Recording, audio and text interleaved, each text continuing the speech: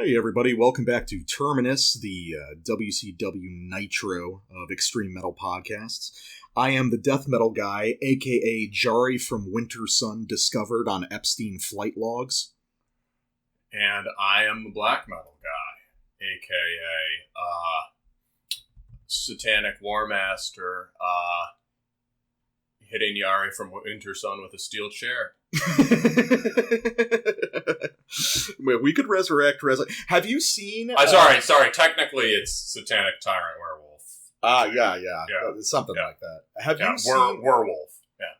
Have you seen any of the videos of like wrestling matches with no crowds because of COVID? Dude, that sounds like art. Oh, dude, it is. It's amazing. Like, people, when it first started happening... Dude, that's like the heart carved out of America. Oh, yeah, it's like, and it's incredible to see these guys doing the shit, and especially, like, when they're cutting promos and they're doing the story stuff, it just becomes, like, very traditional theater, in a sense, and it's fascinating. It's so good. That's a thing to do next time I'm, really drunk and on the internet. So, dude, yeah, like, just look tonight, up WWE without an audience, dude. It's amazing. So, okay, so with that out of the way, so we're back, episode 16, baby, and let's get some quick housekeeping out of the way. First off, just real quick, after last episode, I want to give a shout out to the guys from Rubius Obex, the label who put out the Reverum It Malakt record we covered last week, who very generously shared our podcast and had some incredibly nice things to say about us. Probably some of the most glowing, like, effusive praise we've ever gotten, and it means a lot. Very nice, especially given that we kind of felt that our analysis scratched the surface and was, maybe a little shaky in places. It's really nice that they thought we were onto something. Well, yeah, which is more than I would have ever expected, so thanks to them. Real quick, just want to plug, because I don't know if we've ever actually mentioned it on the show, but if you real quick, thanks also to Chris from Fucking Kill. I think he shared our stuff without replying to the email, or at least I couldn't find it. He might have tagged you on Facebook, so maybe you should get in touch with him, Death Metal Guy. Yeah, I'll have to check for it. It's but anyway, he did do us a nice share, and he's got a solid label, so who knows, maybe if you know Chris and you're listening to this, or if you are Chris, cheers. Real quick, because I don't know if we've mentioned it before, if you've got a band and you've got a demo or an EP or something you've got out and you'd like us to see if we can cover it, feel free to send that in to us. I don't know if you've ever plugged our email on the show. Which is, we need to start doing that all the time. It's very simply thetrueterminus@gmail.com, like the true mayhem, but... And, we got another great fan submission already from Heretical Sect, and we're going to be bringing you some exclusive Terminus content about their upcoming full length in I think starting in probably mid-October. Right, it's coming out in November. Yeah, we're still waiting on a street date, but we'll get all that sorted out. Yeah. Real quick, let's cover the battery of social media and everything. So we've got the Facebook up. That's going to be @Terminus Podcast. Feel free to reach out. Lots of shit posting, as well as, I'm sharing all the new episodes and everything. Be sure to wish I was on the Facebook so that I could get in there and like your Drake meme about what was it? Viking metal, thumbs down. Smoking crack and listening to Forefather. Thumbs up. Yeah, man. Definitely. So, follow, subscribe. Follow, subscribe on YouTube or whatever podcast service you're using to listen to us. On YouTube, we're just Terminus Extreme Metal Podcast. You can find us. Yep. And you can search for the same thing on whatever podcast service you use. And if you like it or don't like it, leave a review. And please do, yes. We got one more 5-star on the Apple podcast thing, so thank you, whoever you are. Yeah, fucking sick. And also, I hear once you get like 300 stars, you can trade them in for an iPhone. Oh, nice. Yeah, 3,000 stars. They put the Tim Cook puts the eye chip in your eye. The mark of the beast. Yeah. Yeah, exactly. But anyway, so related to social media. First, also Instagram coming soon. All you black metal people, which I'll be doing. But related to social media, we told you last week we were setting up a Patreon and a Subscribestar, so you guys have options. We're through that process. They are completely up and running. We've got already 2 bonus episodes for patrons only. We are calling these Terminus Prime. And so we've got Terminus Prime 1 and 2 already up. These are a little more freeform, although we still want it to be high content. And the format we've used in the first 2 is, we call it Wall of Shame. It's each of us giving the other shit for not having listened to a classic album that one of us really likes. They've been really fun so far. Yeah, so we've done None So Vile and Following the Voice of Blood. And then in the second one, we did Onward to Golgotha and Into the Grave. We've got the URLs. Subscribestar is subscribestar.com/terminus-extreme-metal-podcast. I'll see if I can shorten that at some point. We'll also be posting the links, all the relevant links in the YouTube description and on the episode description on Podbean, our host. And the Patreon is just patreon.com/terminus-extreme-metal-podcast, all one word. And I made some tiers for our patrons to give you a lot of benefit options, and I wanted to share these with you. Let's see, how do I go into tiers? All right, so the tiers, they're the same same across Patreon and Subscribestar, and we will be introducing these benefits as we get these various things set up. But first level, Crust Punk Grifter, $3 a month. And this is a year for the price of 5 Raw Punk tapes plus shipping. You'll get access to Terminus Prime, which are our weekly bonus episodes that come out on weekends, usually around Friday. And we just talked about them.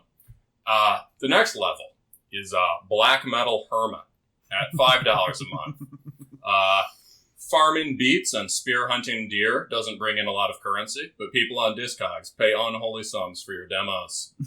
That gets you Terminus Prime access, and it also gets you membership in the Terminus Black Circle, which is the Discord, which we will be setting up. Yeah, as soon as we know how to do private Discord. As soon as we know how to do it. Yeah, we're getting there. They should make it pretty easy. Next level is Proletarian Death Metal Bro for $10 a month.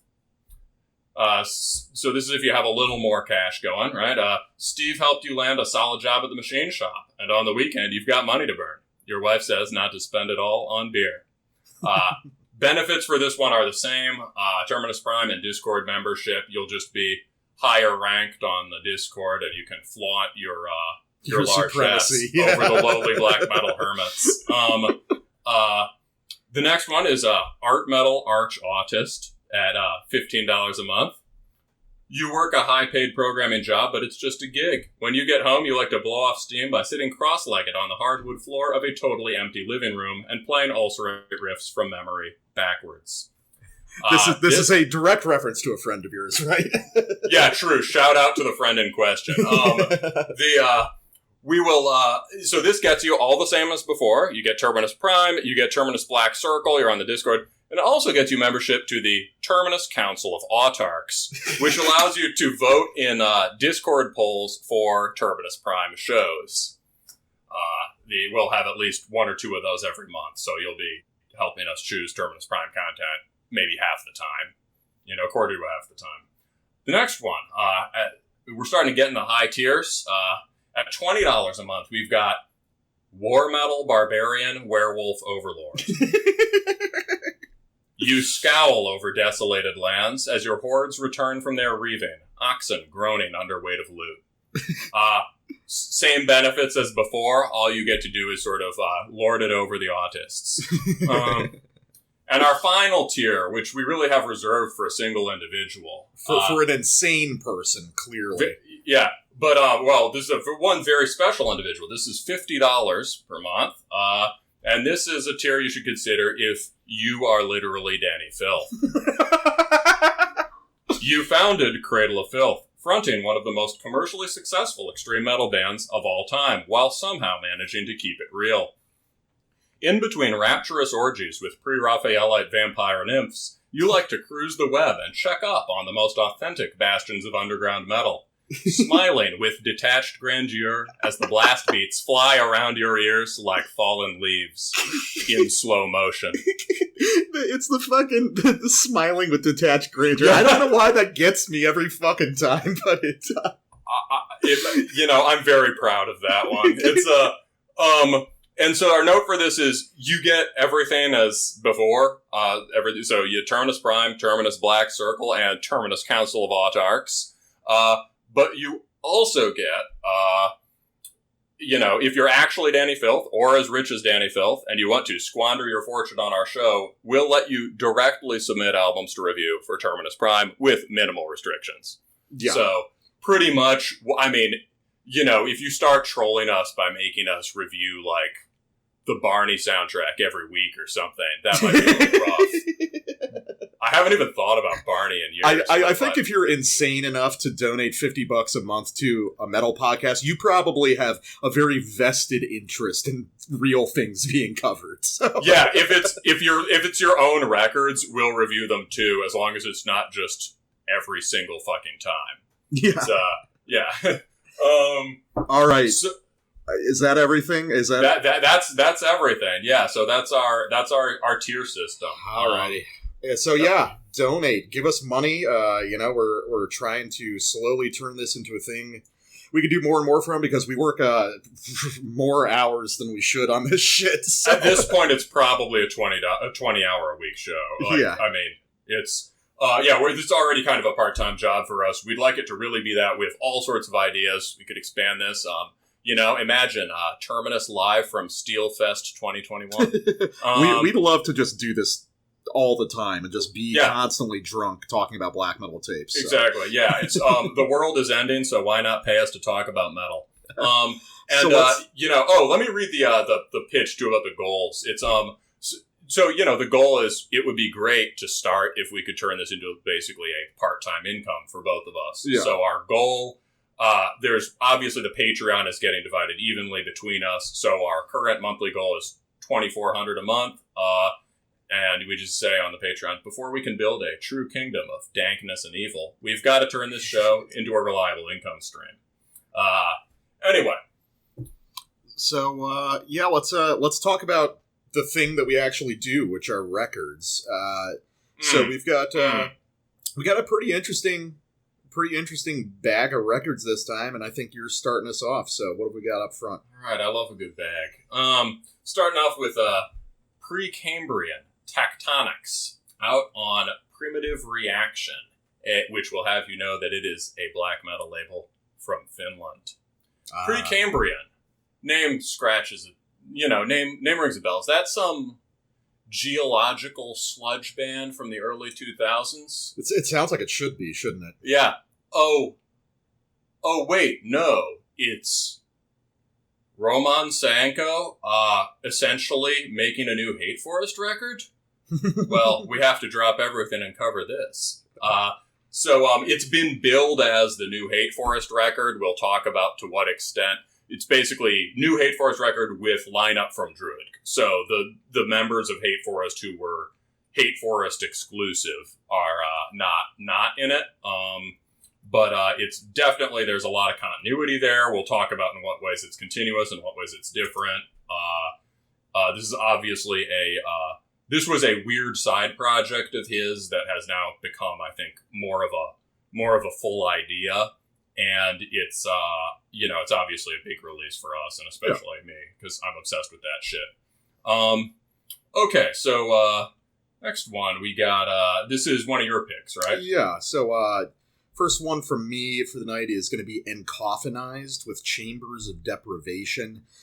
This was originally released last year digitally, but it just got re-released by Severed Records And I think in cooperation with Maggot Stomp, I think they did another version of it. So it's kind of like popping back up, and I think now it's starting to get more attention than it did before, so I thought it'd be a good time to touch on that. Maggot Stomp, we've covered before, covering the Fluids record a few episodes back, doing just very interesting kind of punky, sort of modern hardcore takes on old school death metal in a lot of cases. And Sevared Records, one of my favorite labels, just incredible purveyors of just nasty, kind of gory old school death metal, as well as kind of modern brutal death stuff. Love them to death, and Barrett is a champ.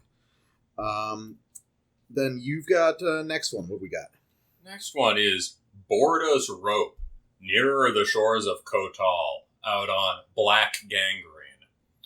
This one is a found out about this band because they did a split with Geheimnisvoll a while back. Although I didn't actually hear the Borda's Rope side then. But this is in that tradition of sort of new, raw, extremely European underground influenced USBM that's kind of coming out of the, let's say, the fringes of the punk scene or the ex-punk scene. And it's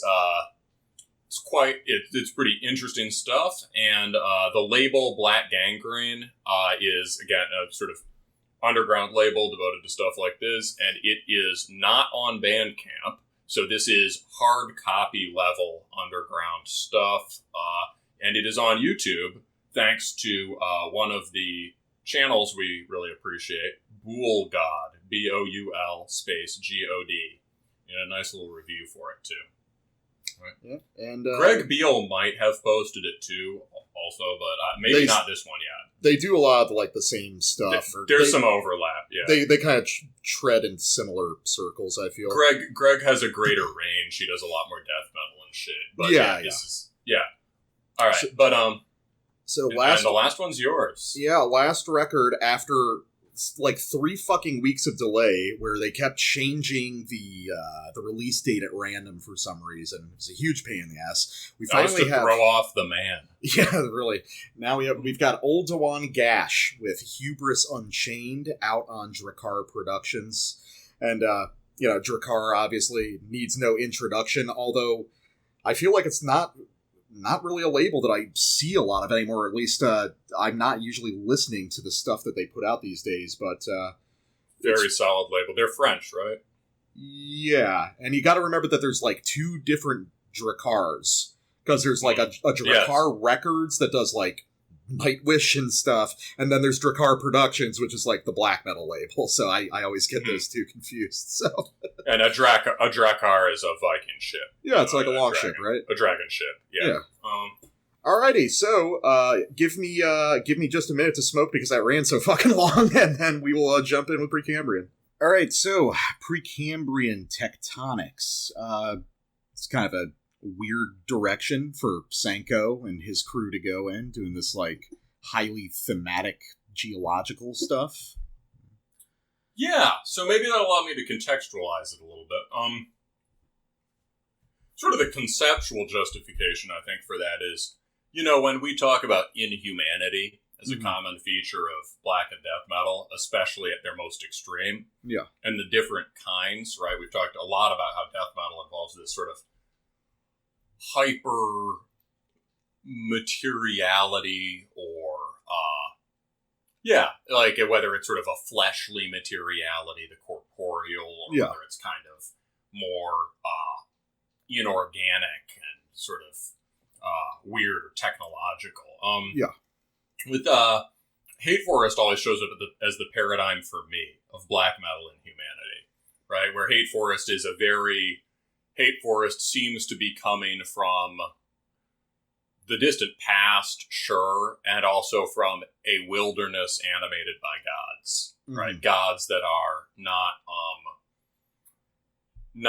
invested in your well-being or your moral niceness, and they are gods demanding sacrifice, and from ancient ancestral voices, and but these voices, they're ultimately all rooted in this kind of power animated natural landscape.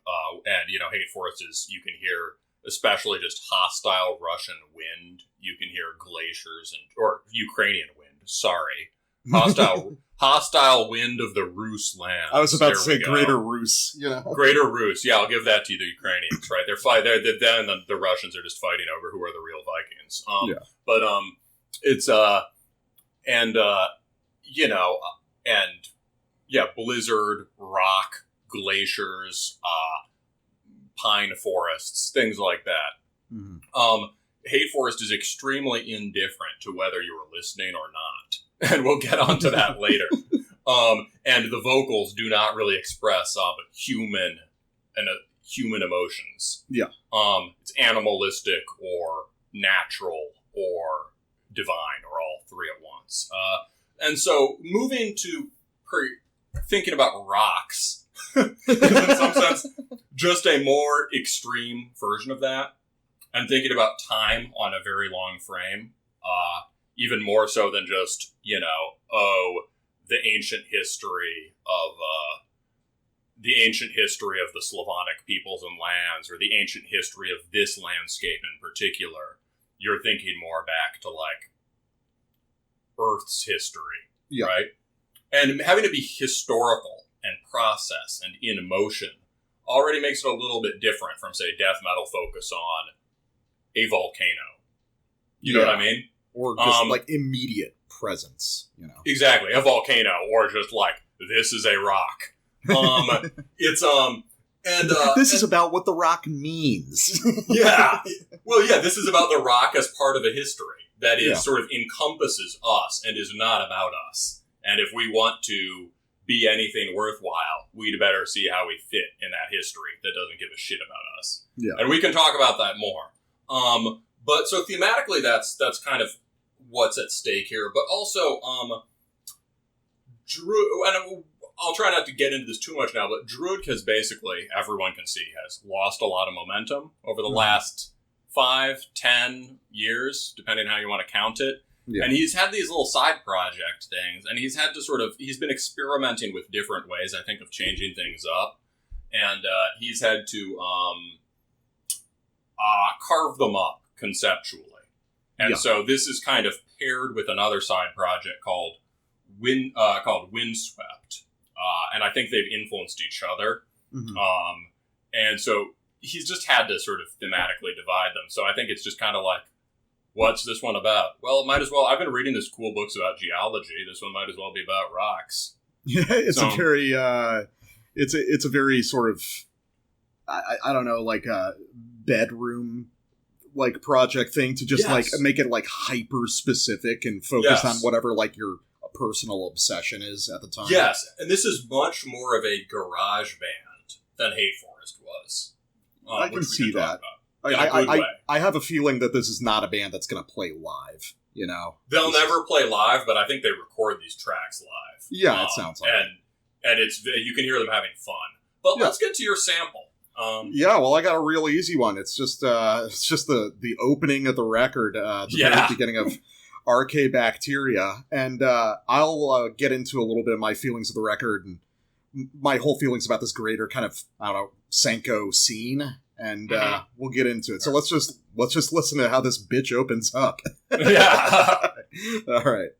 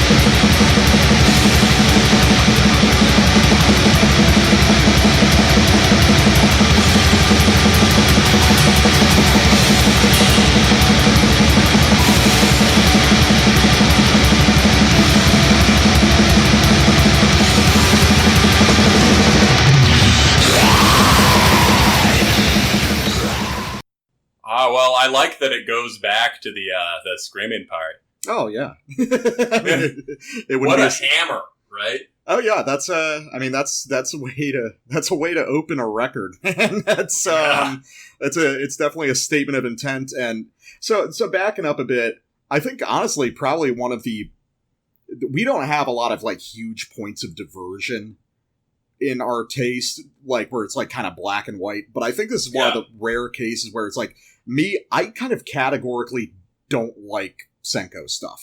I don't really like Hate Forest. I don't like Druid at all. I don't like...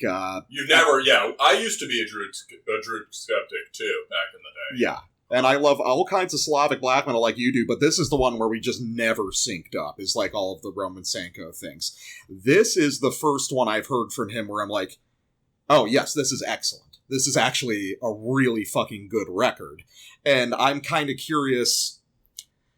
I mean, God knows I've revisited stuff like Druid enough times over the years, and it never clicks with me. And I guess I'm wondering, I have my theories, but what do you think is so different about this in contrast with his previous stuff that kind of changes it for me? Well, first off, tell the people what your experience with Hate Forest is. Because I think that matters here, right? It's like... Yeah, I've heard, like... Well, so I think we've basically, to me, this is very faithfully in the Hate Forest tradition, but there are a lot of very significant differences. I agree. Well, my feeling with Hate Forest is, the Hate Forest that I've heard is it does not have this sort of energy to it. It doesn't have this just hyper, aggressive quality. There's always something a little bit more reserved about Hate Forest, and a lot of the times it just comes off as boring to me, because it feels like so deliberately restrained, whereas this feels very unrestrained. You know what I mean?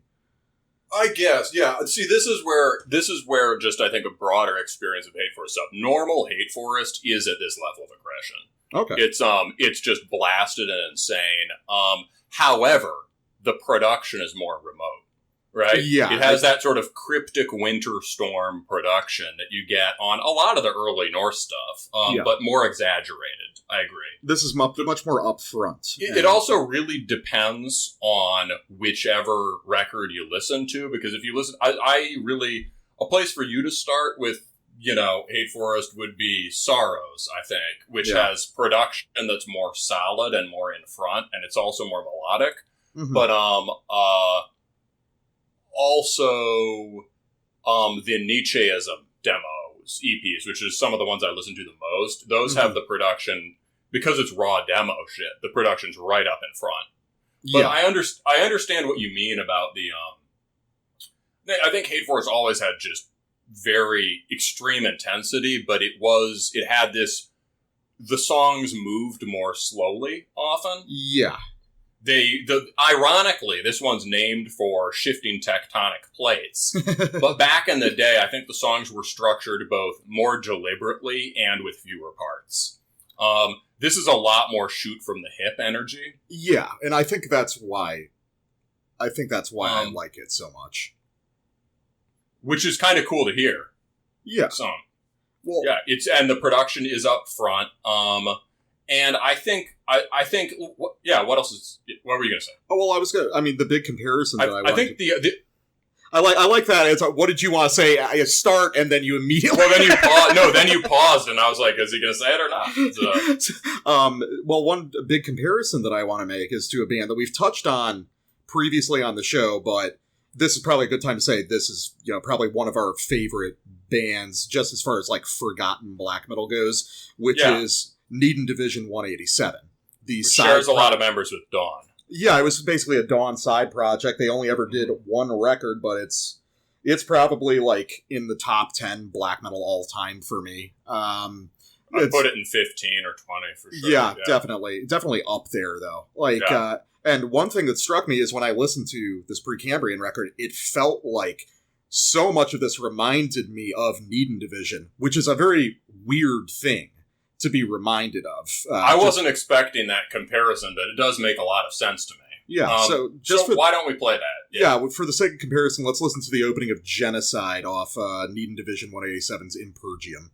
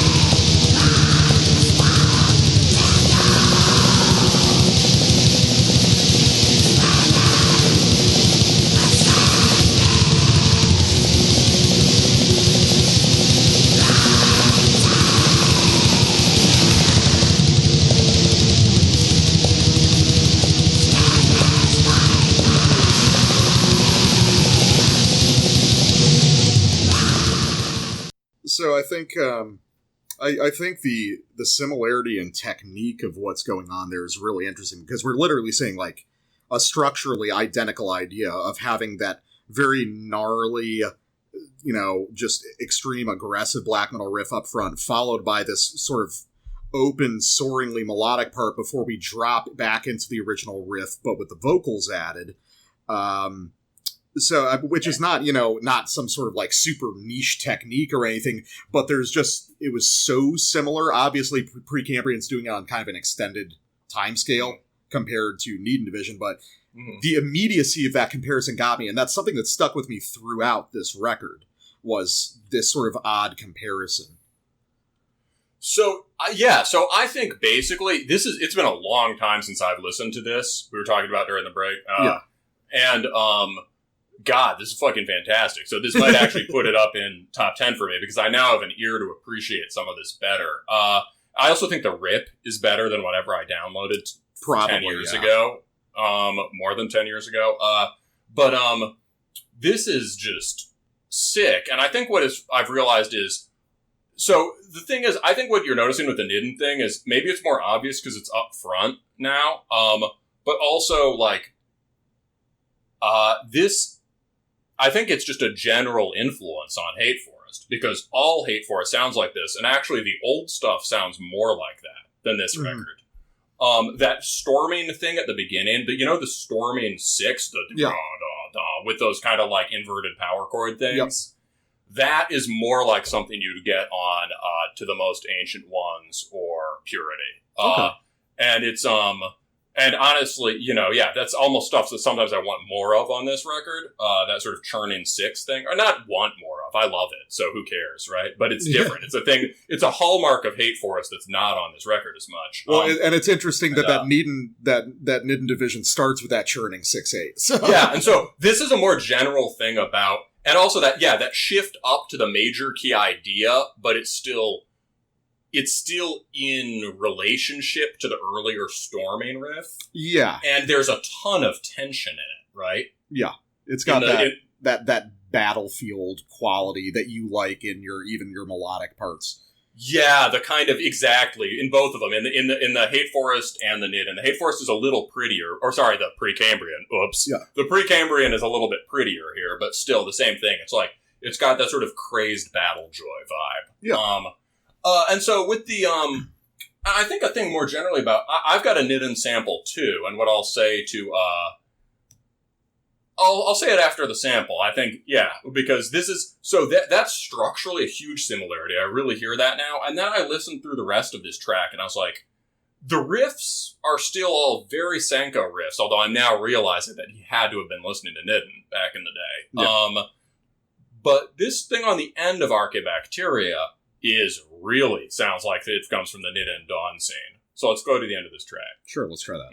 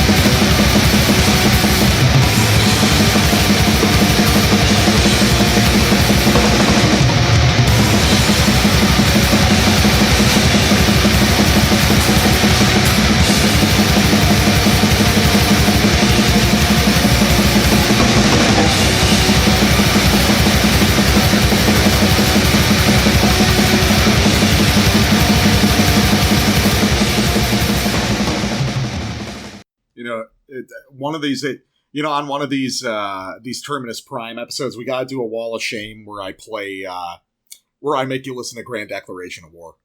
Because it's amazing how much stuff that you point out in samples of some of these black metal records sound like ideas off that record. That's we gotta do it. That post-legendary era of, like, Norwegian black metal. All the stuff that came after all the classics. A lot of those ideas. Yeah. And I'll make you listen to a Central Hate Forest record. Yeah, that would work. This is so with this sample, right, that riff could be on Impergium, right? Oh yeah, that's definitely. But it could also be on Slaughterstone, Crown of the Triarchy. That's like also a very late dawn riff. Yeah. Especially if it was a little less murky sounding, right? It has this sort of extremely grim but very melodic, triumphant quality to it, right? Oh yeah, because they're doing that like slight key change on the back half of it into those sort of like climbing arpeggiated ideas. That sliding half step. Yeah. Mm-hmm. It's basically like Emperor ideas more fully realized. You know. I think what I've realized is this fits, your Nidden thing fits into a more general thing about Hate Forest, which is, we were saying this in our last Terminus, or first Terminus Prime episode when we were talking about Graveland and the BBH, right? Yeah. I looked into it more. I think they basically came into that, their own versions of this weird Slavonic sound simultaneously. Yeah. Hate Forest is post BBH, and I'm pretty sure they have a cover somewhere of a BBH song. But I know they were on like compilations with a lot of those guys around the same time. So. Even so, it's very distinctive of its own, and all three of those bands seem to come out of nowhere relative to the Scandinavians. Yeah. But one reason Hate Forest seems like that is that he's listening carefully to what you could call marginal second wave black metal. Yeah. And which are these really good bands that nobody talks about, especially the sort of heathen sounding Norse second wave bands that were not taken up in the more cliche reaches of pagan black metal. Okay. So what Hades, bands like what? Oh, okay. Yeah. Hades and Aternus, right? I do love Aternus. Yeah. Aternus, very down-tuned, kind of similar to some of the more melodic Hate Forest ideas.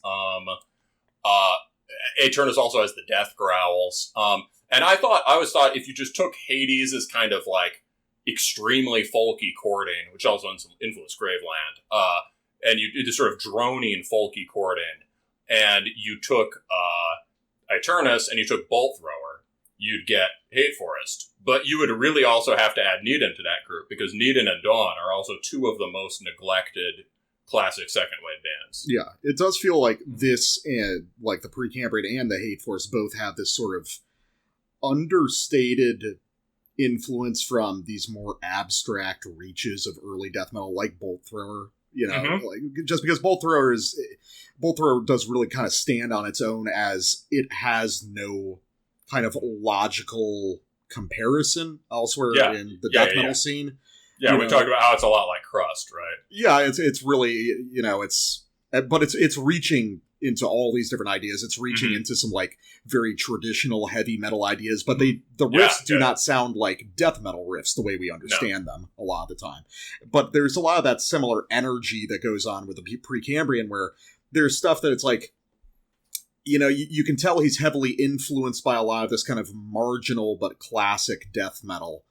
But he doesn't fold it into, obviously, like death metal influenced riffs. It just kind of, it's in this greater energy, and obviously just his fondness for like more bass frequencies than you usually hear in black metal and the overall presentation of the music. There's more Bolt Thrower riffing on old school Hate Forest. Yeah. They'll lock into a rolling 6/8 and hit that really hard in a way that's much more Bolt Thrower than Emperor.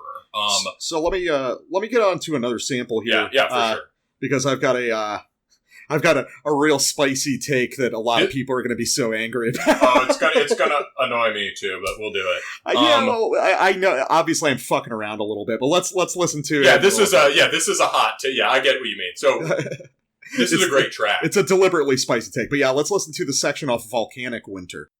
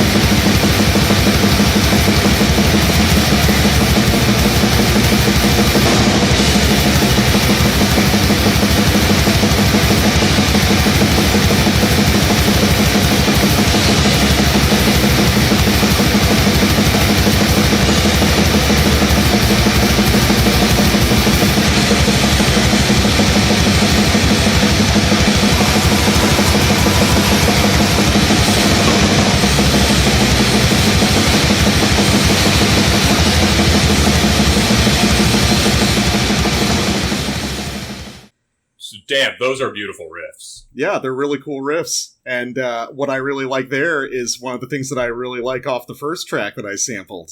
And you know what it is. Yeah, let's just roll it in. The folding of metalcore technique into modern black and death metal.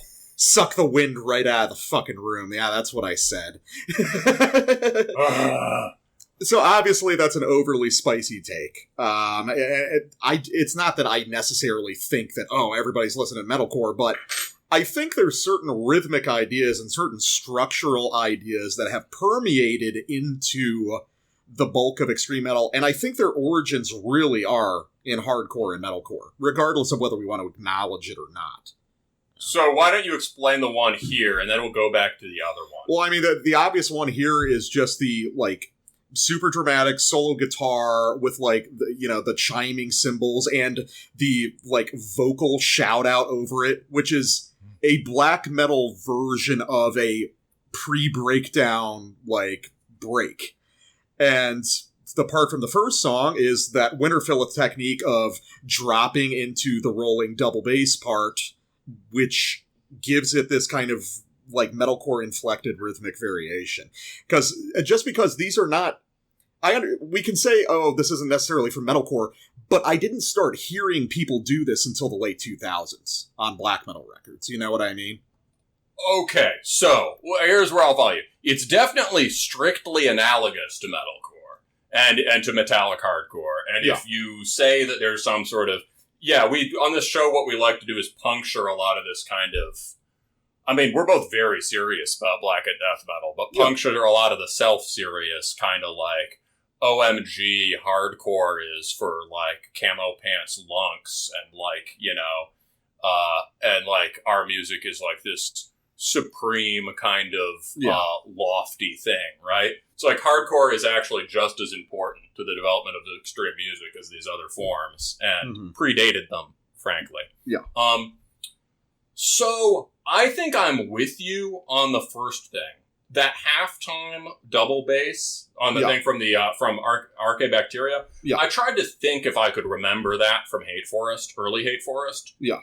And I can't. There's a lot of double bass. And they do a lot of they rely a lot on sort of change-ups and big drops because there are so few riffs per song, especially on the old stuff.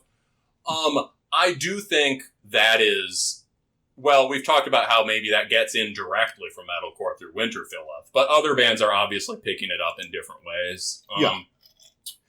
I hear that. I also think there is a good case to be made. No, I mean, I am very sure that Roman Saenko listens to a lot of post-hardcore type stuff. Yeah. It's really in the later Drug. Some of the better later Drug is the more kind of sentimental, screamo-y stuff.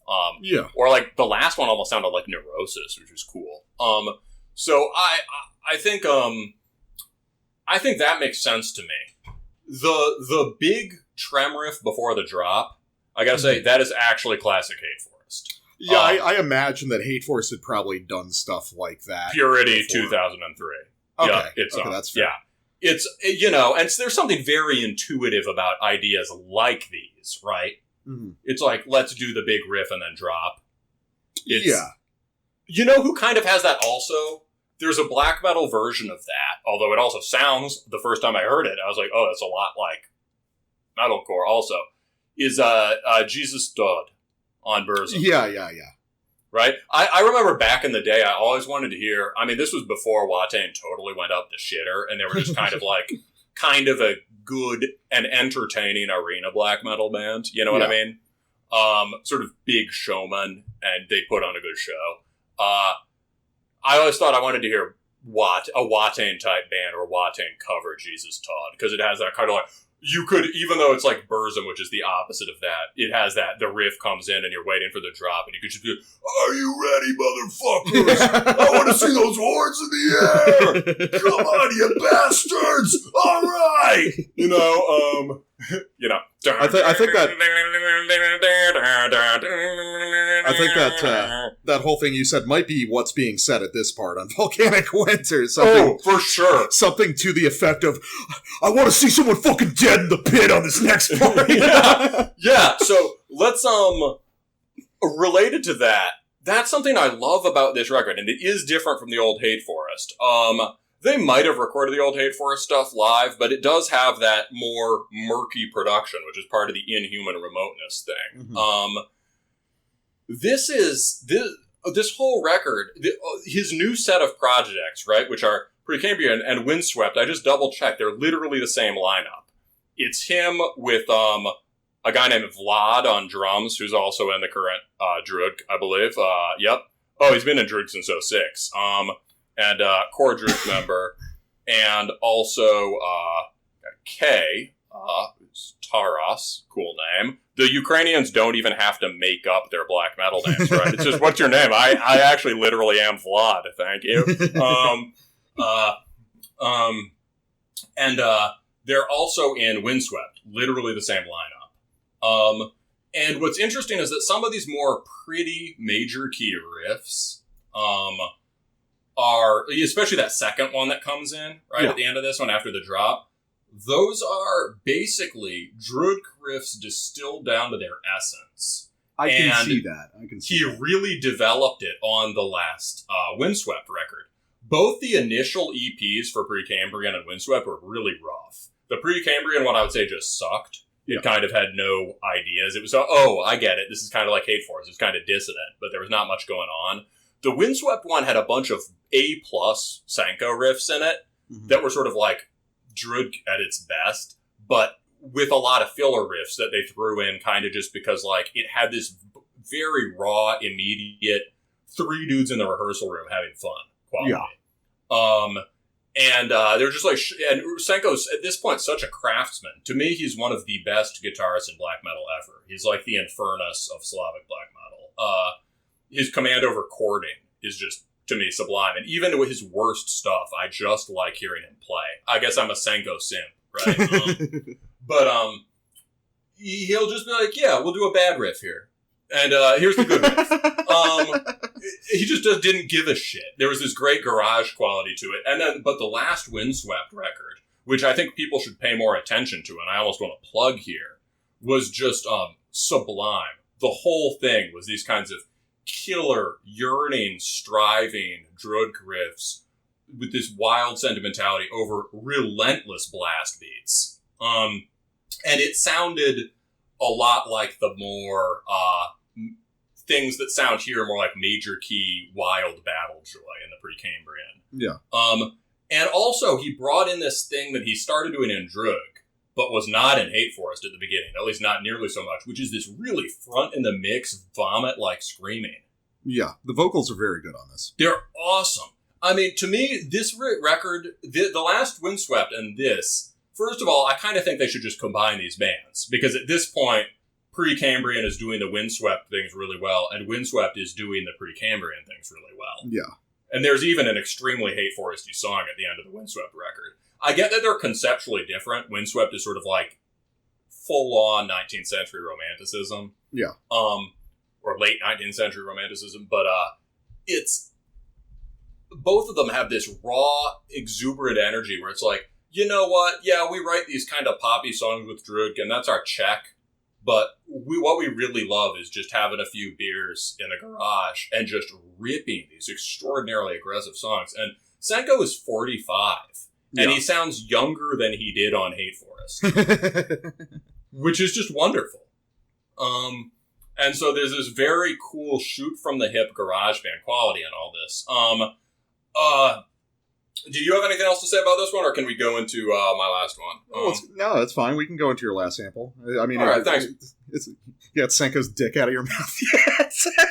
Yeah, well, the funny thing is, I always was a Druid, skeptic, and then I think I changed where I was living, had more natural surroundings, and just got a little older, I mean, I'll fully admit that it's been years since I've listened to Druk, and we did come up in an era where the amount of... The dick was in the mouth. Dude, Senko's dick was in mouths all across the world to just... Even if you love Druk, to a degree that was completely absurd. And it was absurd, and also it, again, a thing that annoys both of us is we're always interested in how bands influence other music. and lot how of critics take it up. A lot of bad, really bad shit came. Really out. bad. I mean, a lot of the worst Atmo Black stuff. I was about to say you can almost blame like modern Atmo Black primarily on Druid. Well, there are people who hear Druid and missed. All they heard was, "Oh, this is pretty," and they missed like the entire thing, which is these rich, dense, emotion-packed chord-based riffs that have a real relationship to folk music and classical music. No, that's fair. What they got instead out of it was tinkle, tinkle, tinkle, tinkle, tinkle. Really long song. Well, it's kind of the same way people rip off Burzum and they miss everything that made Burzum. Yeah, but let's get to your last sample here. What do we got here? So this to me is the most classic sort of he waits till the end. Post-Triassic extinction, I guess. Something like that. That was a big one. To do the most classic Hate Force thing I think I hear on this record, and I like that the sound has changed and become more streamlined. It's a lot more blast oriented now, which I think has to do with this drummer. Yeah, I think the focus on the blasting and then the shift to this rolling double bass halftime metalcore things is very much Vlad. But here we got a classic Hate Forest rolling 6 into this just brilliant riff. And this to me is I'm just glad they still can pull this out if they want to. Right. All right, let's check it out.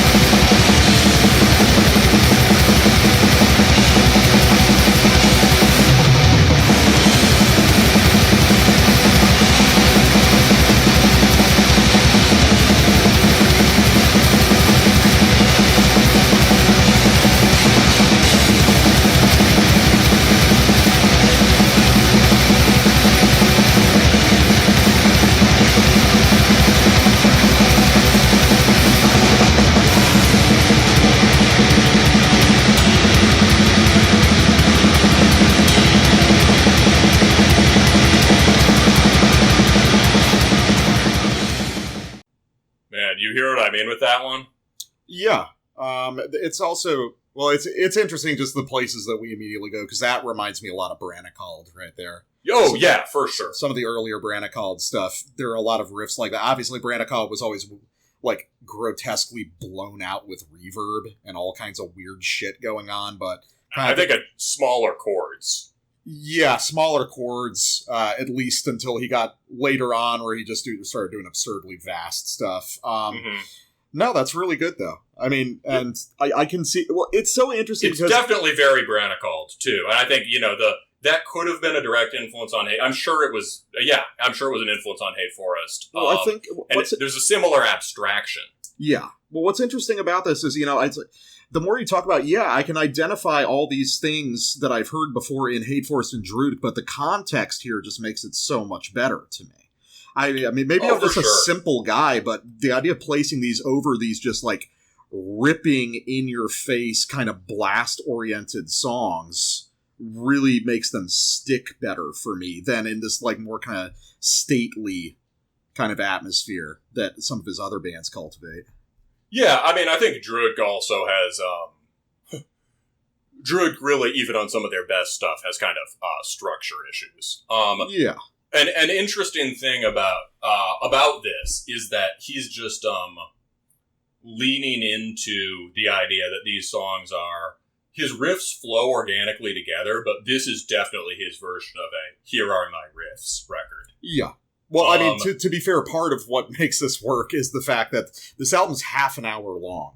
Yes. Which is like, I think if it was longer, it would start to wear on me, but that's like perfect for this because it's extremely focused and high intensity. Yeah, and it's like I think he would be the first to admit there's a very limited tonal palette going on here, which is fine, but it's like it doesn't overstay its welcome versus if I have to listen to this on a goddamn hour-long Druidk album, it starts to just like... Oh yeah, no, Blood on Our Wells is too long, and it doesn't have enough of the best parts. My favorite Druidk album is The Swan Road, which is kind of a lot like Windswept and kind of like this. Yeah, I think I heard like the first 5 Druidk albums or something. I think I remember liking some parts of like Forgotten Legends. The Swan Road is too short, honestly, but this is a very focused, very just kind of like most of the riffs here, I would say, are just like solid Hate Forest riffs. Yeah, but a solid Hate Forest riff, to me, is better than everything else. 99.5% of other riffs. And because I'm so into that sort of quality rhythm riffing, the point is there's just always quality rhythm riffing here. And what we've highlighted, I think, are some of the bigger moments. I think we got a lot of the big dramatic moments here. Yeah, so that moment where you just get that, there are some other 6/8 parts, but that's the only one that's really a classic pummeling Hate Forest one. Yeah. And just that explosion of, in my notes I have Frost Nebula. We've talked about how I like these kind of energy-like riffs. Yeah. You could never hum that riff, right? The way it has these sort of like root notes coming in strange places, and it's got this, it's either like you're a raven in the blizzard and you're just having a great time, or like you are the blizzard, right? It's very, it's got just this tremendous, almost just music adjacent energy to it. Quality Hyperborean ripping quality. Oh, yes. Yeah, no, that's a Hyperborean riff. And that to me is like a A-level Hate Forest riff. Yeah. That's like, that would be a highlight of any of his old records. All right, well, good record. I actually like that one a lot. And let's take a quick break and come back with some death metal. All right, so we're back, and we're about to get into Encoffinized, but the black metal guy said he has an important Precambrian Hate Forest thought. So yeah, it just occurred to me. We didn't really get to it there. I'll be quick. It's a thing, if you're not familiar with Hate Forest so much, or and probably not with Precambrian if you're not familiar with Hate Forest, you might be surprised by the way that I think every track on the Precambrian, just on Tectonics, just cuts off at the end. The tracks end sometimes in the middle of a riff. And you might think, it's some failure to develop the song or write a real ending or something. Okay, I sort of see what you mean. In the immediate context of these super raw sort of Precambrian and Windswept recordings, it's a kind of honesty there, right? They're playing this with this raw garage feeling. It's kind of just, here are the riffs. Most of these songs don't, except for maybe the Archibacteria and the last one, which we just played, they don't really have any ambition towards development per se, right? They're just processes. And it's just like, yeah, here are the riffs. The riffs go together. Now the riffs are done. You wouldn't want to hear more of that one anyway, right? So it's a kind of honesty about the form. But more than that, it relates to an idea that's really important to Hate Forest and a thing they've always done, which is that the tracks cutting off means almost the opposite of what it seems to me, because it's exactly the same idea as another thing that they used to do on Hate Forest, which is people would complain that the tracks didn't end, they just faded out. Yeah, well, it's designed to indicate that they're endless, that they're kind of timeless. Yes. Right? Yes. Yeah, the tracks just fade out. The tracks are going on whether you're listening or not. Yeah. It has an objective reality. It's an inhuman vantage point. And it relates to the way that the songs are written.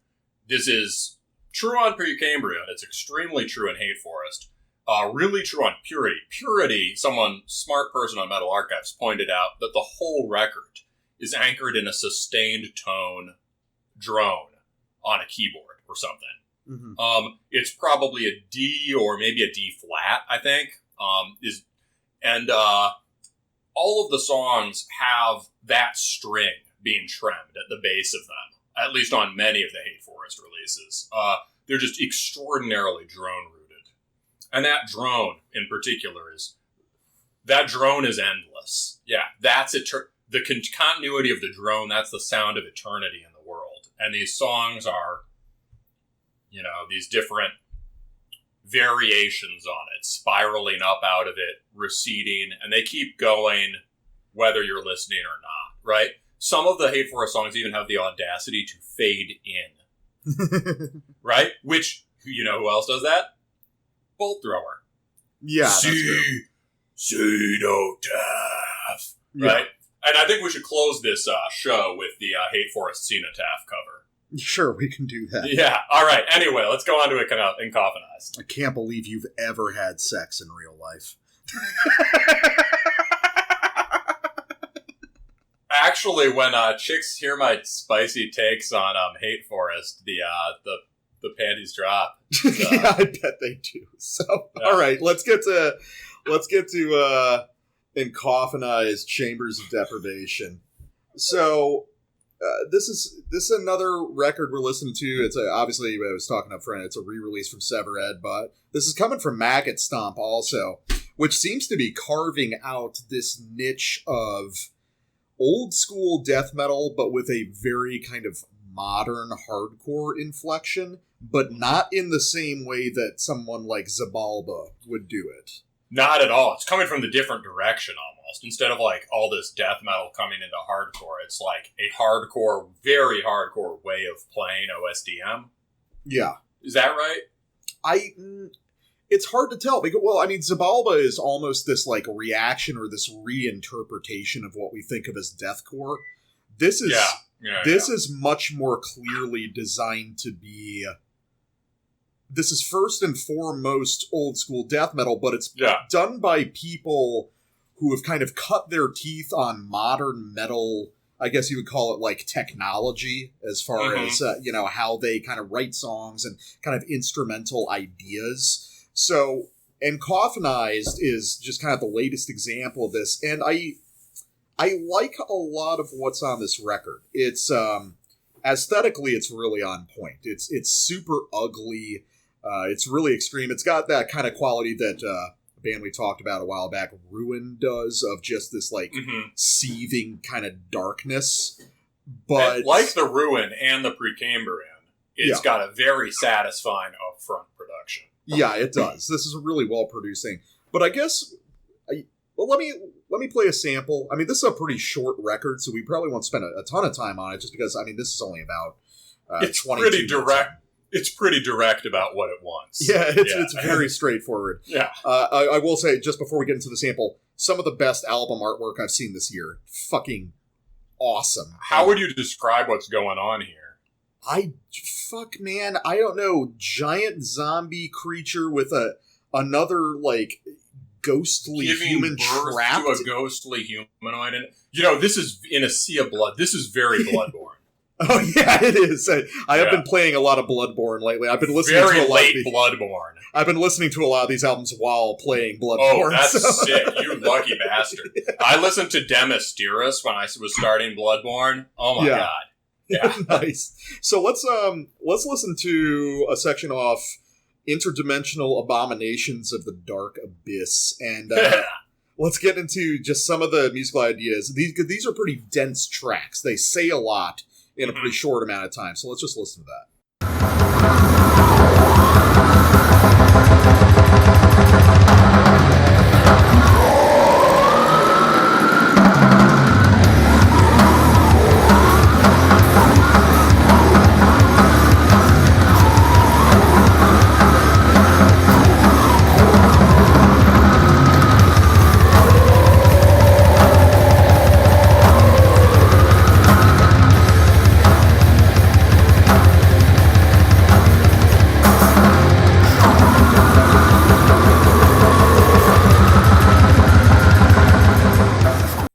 This is so much fun, right? Oh, yeah, it's a very fun record. Yeah, and that's so that's just obviously the centerpiece there is that just beat down hardcore part that's folded very elegantly within this kind of old school death metal framework. And it's way groovier than most beatdown.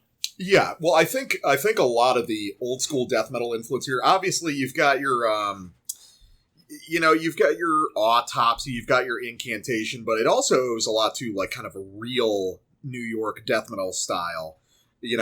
Especially stuff like that makes sense. Yeah, there's a lot of like Morpheus Descends on this, who are sort of like they were like contemporaries of Suffocation who never got as big as them, but are excellent.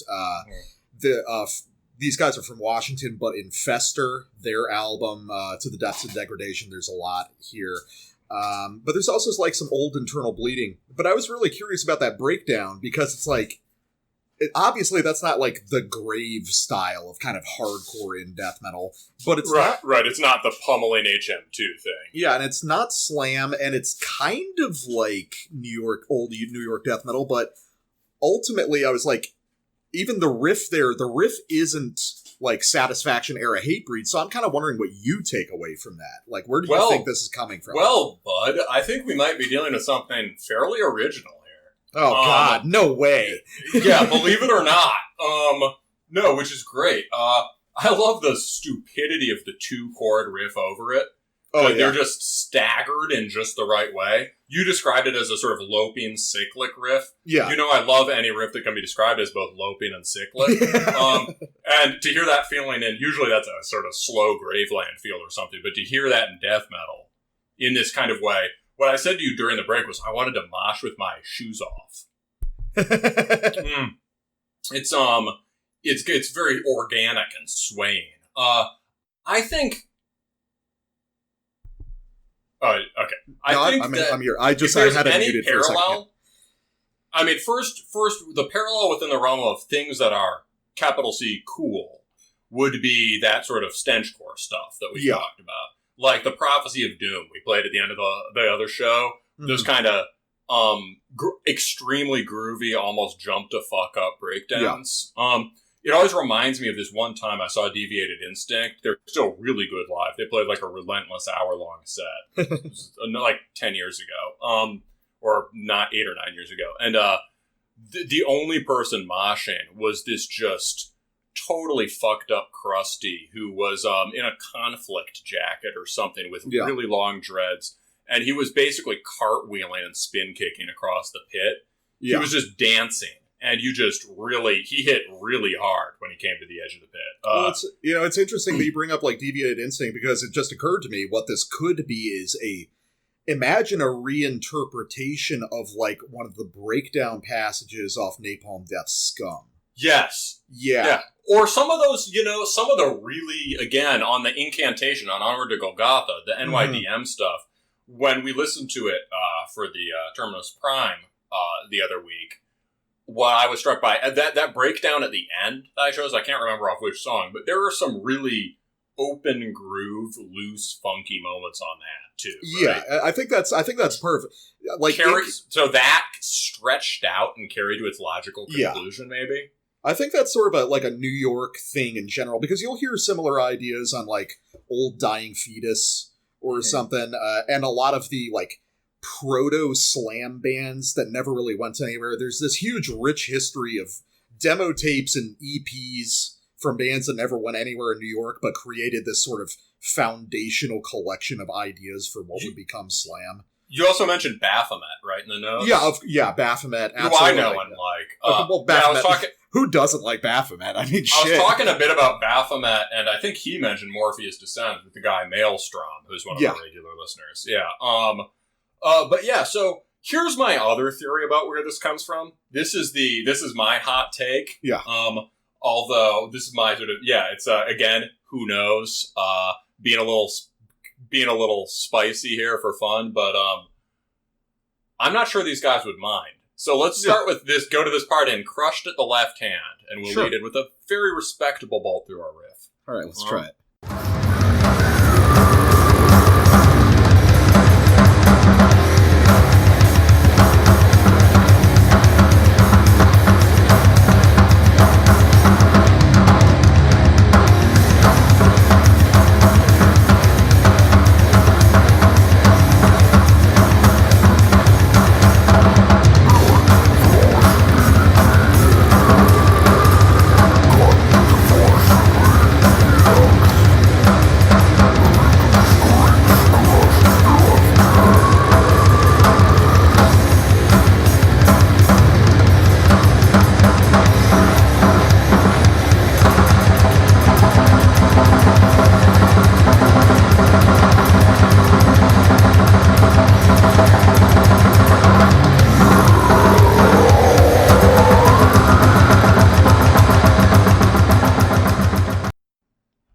Okay, so that sample, I think, gives you basically all the parts on this record. It's sort of, you get the bolt throwery riff, and then you get the weird breakdown, and then you get, you're back into the bolt throwery thing, and then you start to get this very simple raw blasting. But to focus you get on like the breakdown. And like an incantation riff, yeah. Yeah, to focus on the blasting, I mean, this is an era where people have gotten over the guilt associated with St. Anger Snare, which is wonderful. But you're good. Have you ever heard a snare that sounds literally that much like a trash can lid? Have you ever heard a snare that sounds literally that much like a trash can lid? I've got a couple like very deep cut records, but nothing that you would have heard before. You know? Yeah, and also the sound on it is really good. They really mic'd it to capture the trash can lid sound. I know that the drummer on Metal Archives, it says that the drummer's nickname is Rutan.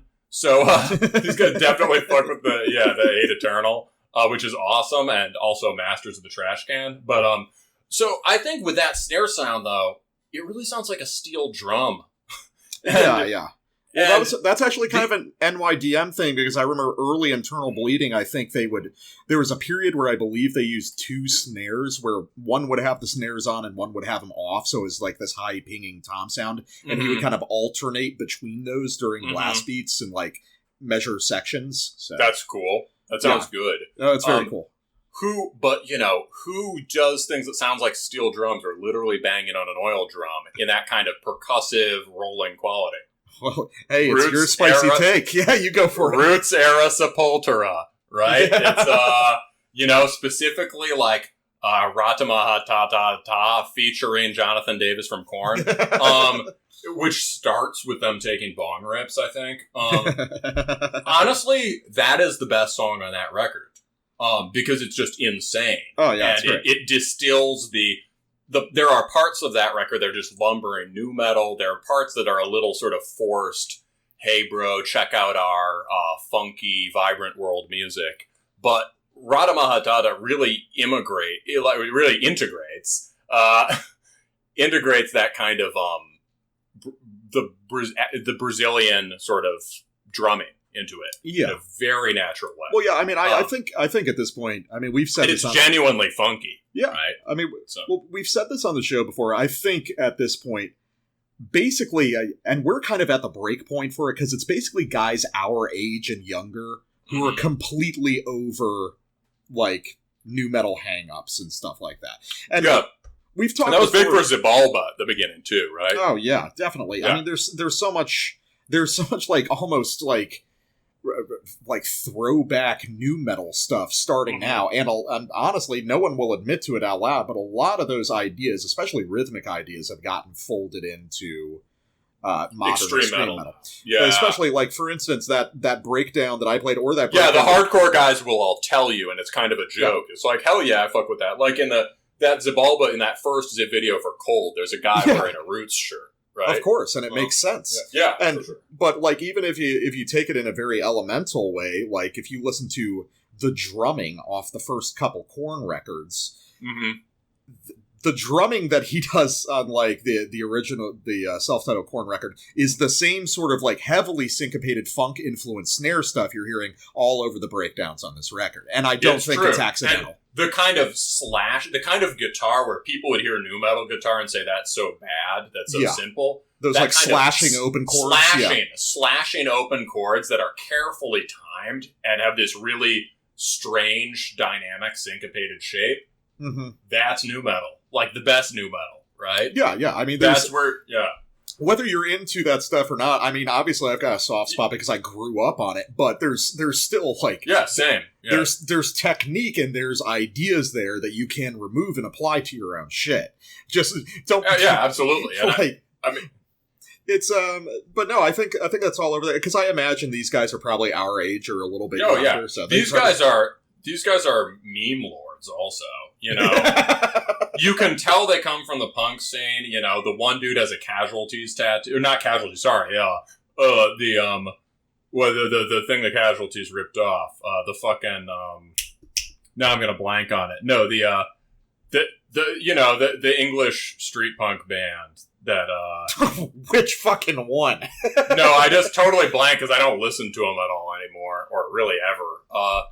It's it'll come to me in a second. I'm sure it will. Oh, but the Exploited. Oh, there you go. There you He's go. got an Exploited tattoo or something very much like that. And the other dude has these sort of bizarre. He looks like he came out of a synthwave video, basically. Oh yeah, the guy with the shades. Yeah. Yeah. When I see that guy, and I think that this band comes from Huntington Beach, and hear the death metal, I just imagine an unusually violent fight between surfers and skaters at an arcade.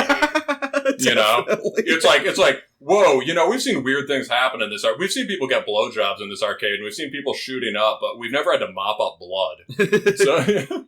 I could definitely, I mean, this is kind of like beside the fact, but I can imagine, and I think I've even seen it online, some people being like vaguely suspicious of this whole kind of Maggot Stomp style, because it is pretty obviously, a lot of these guys are punk dudes who got into death metal after the fact and decided to do a death metal band. But dude, I'm too old to give a shit about that. Yeah, same. It's like that's fine. I mean, also, technically speaking, I'm kind of a punk dude who got into metal just very early. You know what I mean? It's like I'm not bothered by it. It's like I'm not. It's like the music is inarguably cool. Their approach to it clearly is influenced by those roots, and if they want to be fucking meme lords, why not? Yeah.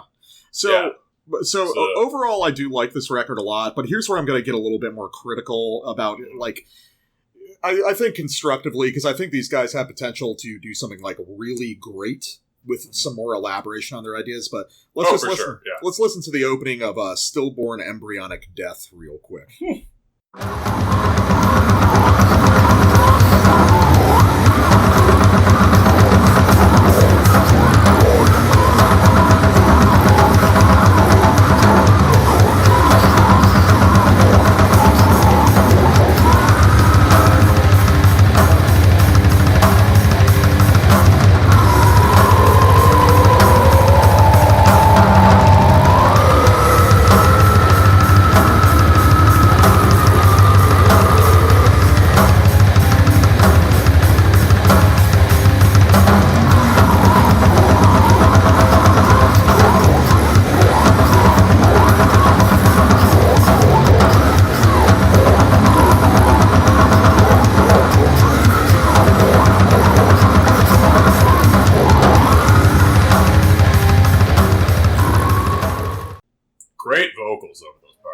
Oh yeah, he's doing this like anti-Bowman from Demi Lich kind of imitation throughout the whole record, and it's really good.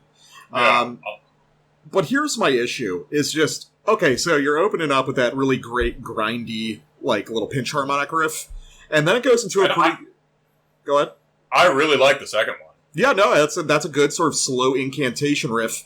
I love those sort of, the texture, those sort of like modified chords. There's some of those are inverted, some or all of those are inverted power chords, and it sounds very, that sounds very epic or truly cavernous. Yeah. Right? But then my issue is, then they just kind of do the same thing over again, and there's no like new adornment or anything. And this is something that I started to realize as I got into this record, which is... This is a band that is, like, intentionally or not, very good at making it seem like there's more going on than there actually is. Partly that's due to a really great drum performance and a really great vocal performance. And most of the riffs on this record are very good, too. But if you start kind of knuckling down and kind of following just the guitars, as a lot of death metal people do, you start to realize, oh, man, these songs are really just kind of a few riffs each. And structurally, this is much blockier and more simple than it appears at first blush. So I think I just get this sense of missed opportunity that maybe with like a little bit more time and a little bit more concentration and elaboration, these songs that are good could be great with just some more ambition. But imagine how much time, unlike guys from the metal scene, right? These guys have to work in their band around doing things like skating, DJing, having sex with good-looking women, things like that, right? It's they've got busy schedules being cool, having fulfilling jobs and home lives and stuff. Yeah. It's taking care of their pit bull mixes. But for real, it's like this probably is, I mean, in a good way, this band is probably fun for them, right? Yeah. I'm sure they're very serious about it. They're clearly very serious about it, but it's also, they're having a good time. And so if they want to really focus in on it, I saw somebody in the comments saying this is the best thing on Maggot Stomp. I might be inclined to agree based on it. Well, Fluids is really good, but is not characteristically Maggot Stomp. Yeah, Fluids is not like category of its own. Yeah. I might agree. I had so much fun listening to this, and but what you're saying about the structure is absolutely right. I think the reason they make it sound more like there's more going on is because the playing is so dynamic. Yeah, and the change-ups themselves are extremely dynamic. And the production job is basically one of the best death metal production jobs we've heard this year. But the idea of they'll just A-B it, and I'll go for A-B once, but in the sample I had, it crushed at the left hand, before they start to bring in they'll A-B it with the bolt thrower and the funky part. And by the third one, I'm like, okay, guys, I like hardcore as much as the next guy, but let's change it up. Even in a classic traditional black metal song format, which is supposed to develop, you're allowed an A-B of cool rhythm riffs, but then you gotta go somewhere. Well, I think this is a case where, and this is not... This music would sound better if it was more frenetic, because it's so frenetic in every other way. Yeah. Well, I think... this is not to sound backhanded, but I get the sense that most of these songs were probably knocked together in an hour while smoking a bunch of weed. And there's really no problem with that. You can create some great stuff there. But and they come out of deep study and, riff. You know what I mean? It's like some of the riffs had been written before. They'd spent a lot of time listening to shit, right? There's all that work you put in before you're in the room. These guys have clearly done their homework. I think that most of the work is happening before they go into the room, and then I think all they need to do is kind of okay, well, let's take another pass. Let's do another draft of this song. Yeah. See where we can add some kind of fine details. You know what it is? Its strength is the jamminess, right? But it's then you need to dial in the jamminess a little bit with some more reflective songwriting. Right? Well, that's kind of always the inherent problem is a lot of the coolest parts of death metal are when it feels more open and jammy, but it's also a style based on kind of a rigid structure, so you're always kind of trying to toe the line between the two of those. Yeah, it makes sense. This is for a record is this their first release or their second? Let's see. I think they did a demo before this and that's it. Yeah, so for an early release that's sort of a full length, I guess it is officially a full length. Yeah. This is pretty damn solid, right? So it makes sense that they've got a ways to go in terms of changing the structures up, but they could easily just do that on the next release. Yeah, I'm not down on it by any means, and I definitely want to hear where they go. I'll listen to this again, yeah. They've got the seeds of something really big here. And so let's go to here's a thing they could develop a little bit also. Okay. So, and I'm going to go for an esoteric reference point here that might not be a direct influence, but, on Funeral, here's an interesting part that I think you'll like a lot. Yeah. All right, let's give that a shot. Yeah.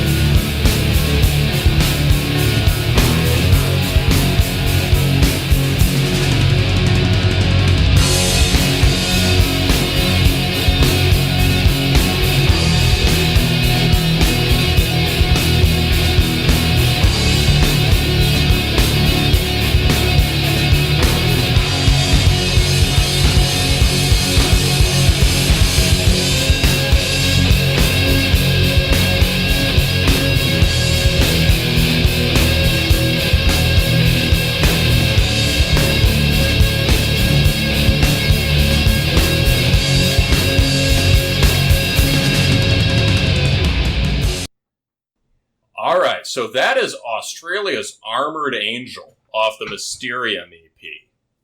Do you hear the parallel I'm getting at? Yeah, well, I mean, they're doing the same, like, sort of like major chord thing, but they're just doing it ascending instead of descending. Big, dumb, yeah. I think it's like diachronic. I think it's just very diachronic minor key, right? Like, dumb, minor. Yeah, but yeah, for sure. Big sort of extremely consonant, big, dumb rock chord progression, right? Yeah.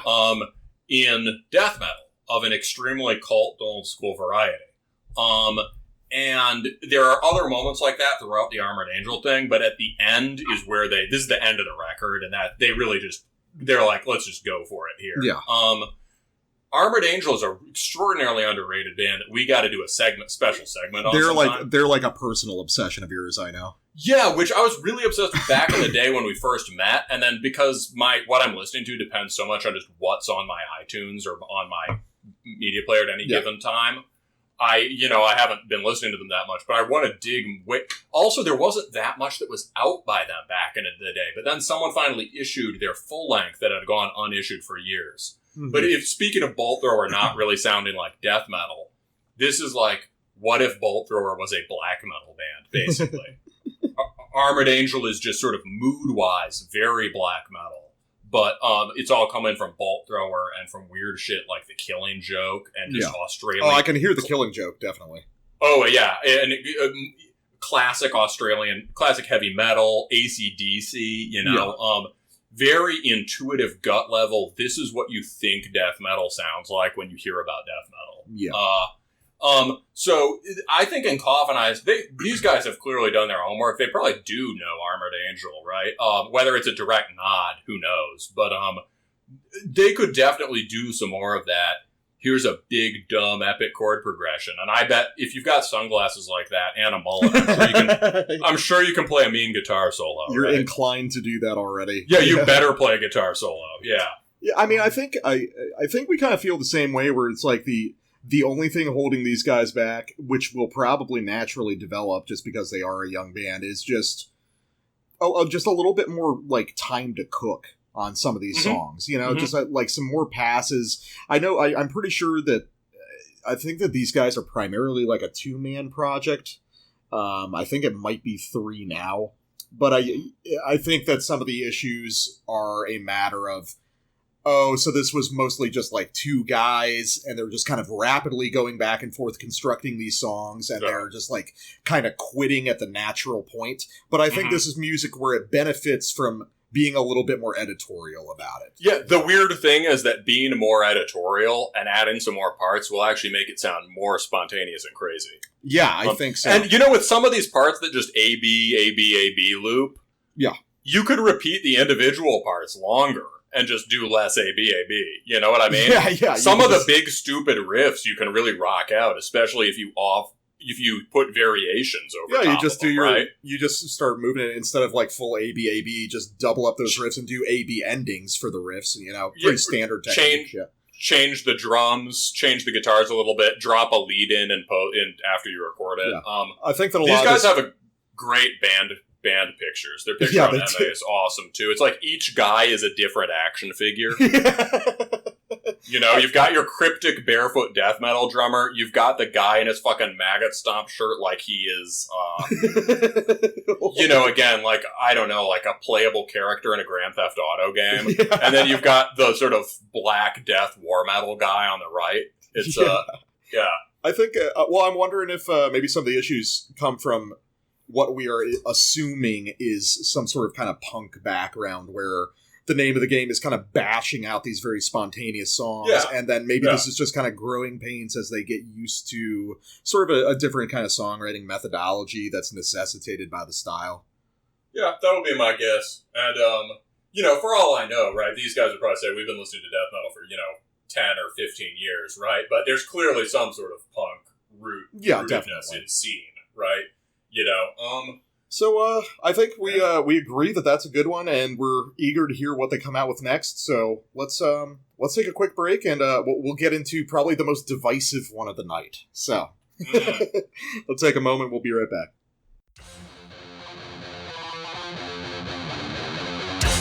how's it going? Connor here from Oncology, and you're listening to Terminus.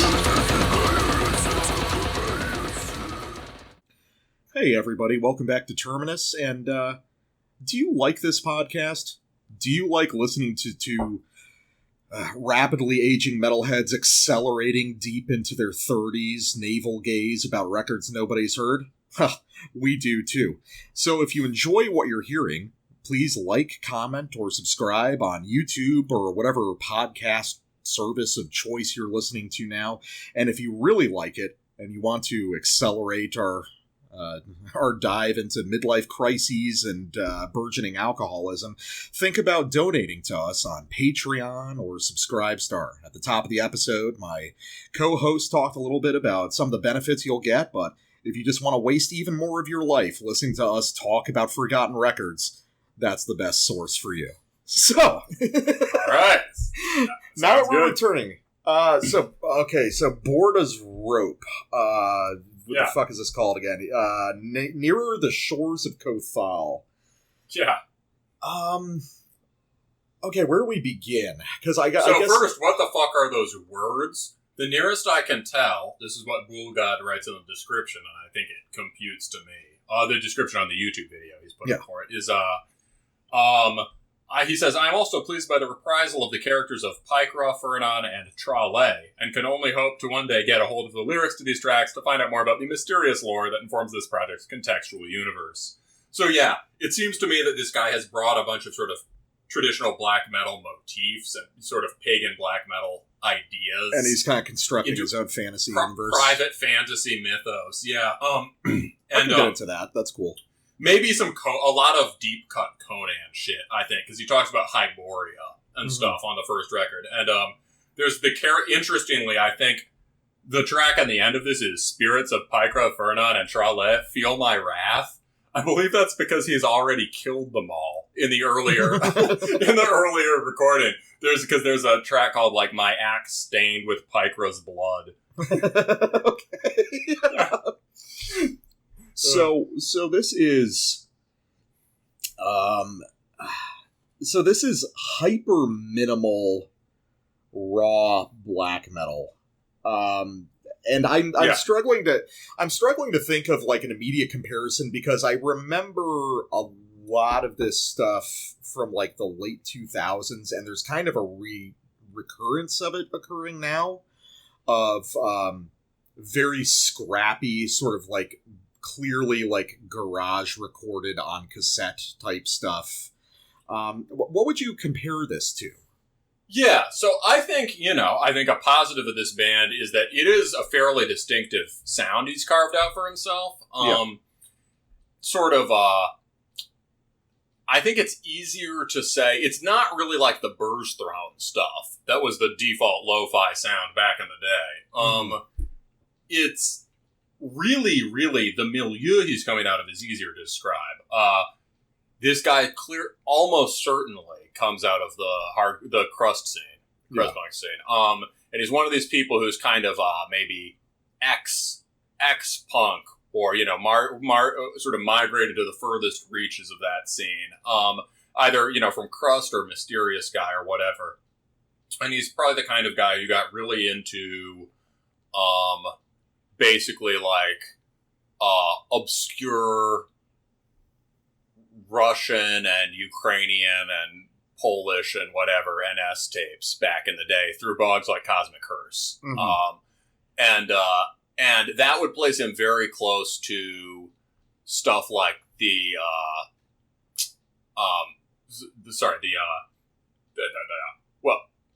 most immediately to the House of First Light. I knew you were going to say House of First Light. I almost interjected, It's extremely close to that. And at times this guitar really sounds like there's a lot of Branagh called on this and Forrest and stuff, but at times it sounds more directly influenced by House of First Light's sort of American adaptation of some of those sounds.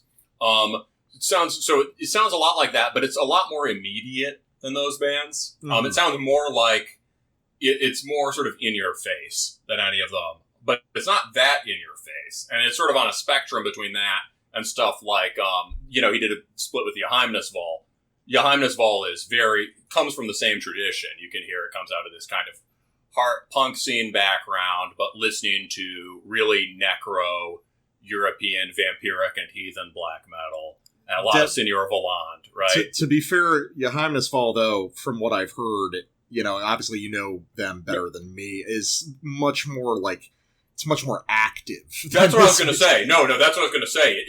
Johannesval doesn't really sound like this at all, but it's more immediate, right? It's sort of a spectrum between there's this extreme remoteness to stuff like Sanguine Eagle. It really doesn't want to meet you on your own terms. Yeah. It will do everything it can to thwart your expectations of heaviness or excitement. Mm-hmm. And the music almost laughs at you if you don't get it. I mean, I was almost surprised when I first turned this on that you were recommending it, just because, I mean, you're the black metal guy, I'm the death metal guy, but I feel like I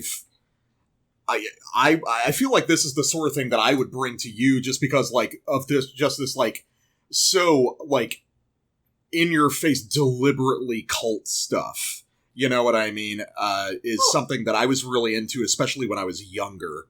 I like this stuff. Yeah, just mercilessly fucking minimal. Well, let me play a sample, and everyone's going to know exactly what the deal is here. Yeah, basically, and think about it this way: it's like Sanguine Eagle has this very arty band that is refusing to meet you on your own terms. Yeah. This has a similar kind of remoteness, but the production is more upfront, and the riffing is much closer to sort of just stompy and or aggressive blasty black metal riffing. But it's still very remote. I feel like with what we're talking about, people are going to imagine something like Black Silas. That's not what we're talking about. Not remotely at all. So let's clue people in. Let's listen to the opening of The Orb of Mahabenzi in the Night Sky. And this is kind of where the first track, I could kind of take or leave. This is where the record kind of started to grab me. Completely agreed. Okay. Well, it's interesting. It's like we were talking about that Crushing the Scepter record, where we both kind of skipped over the first song on the 3-track album and got to the last two. So let's listen to the opening of The Orb.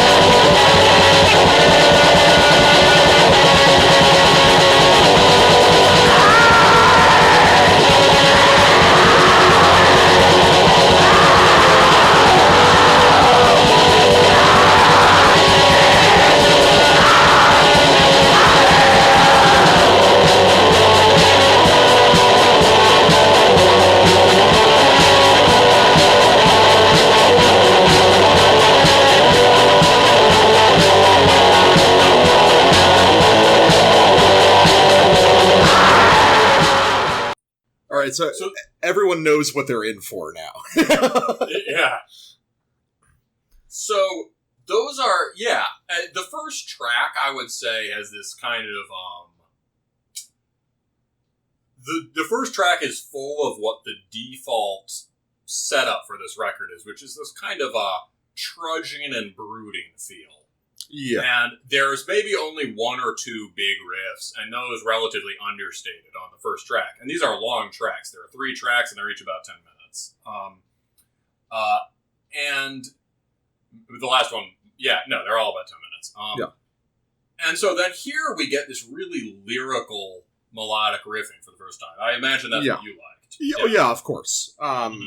Yeah, I mean, everyone who listens to the show should just know I only like two fucking things in the world. Those are slams and and like Ukrainian melodic riffs. I came here for slams and Slavic melodic black metal. Yeah, that's pretty much. I don't see any slams around here.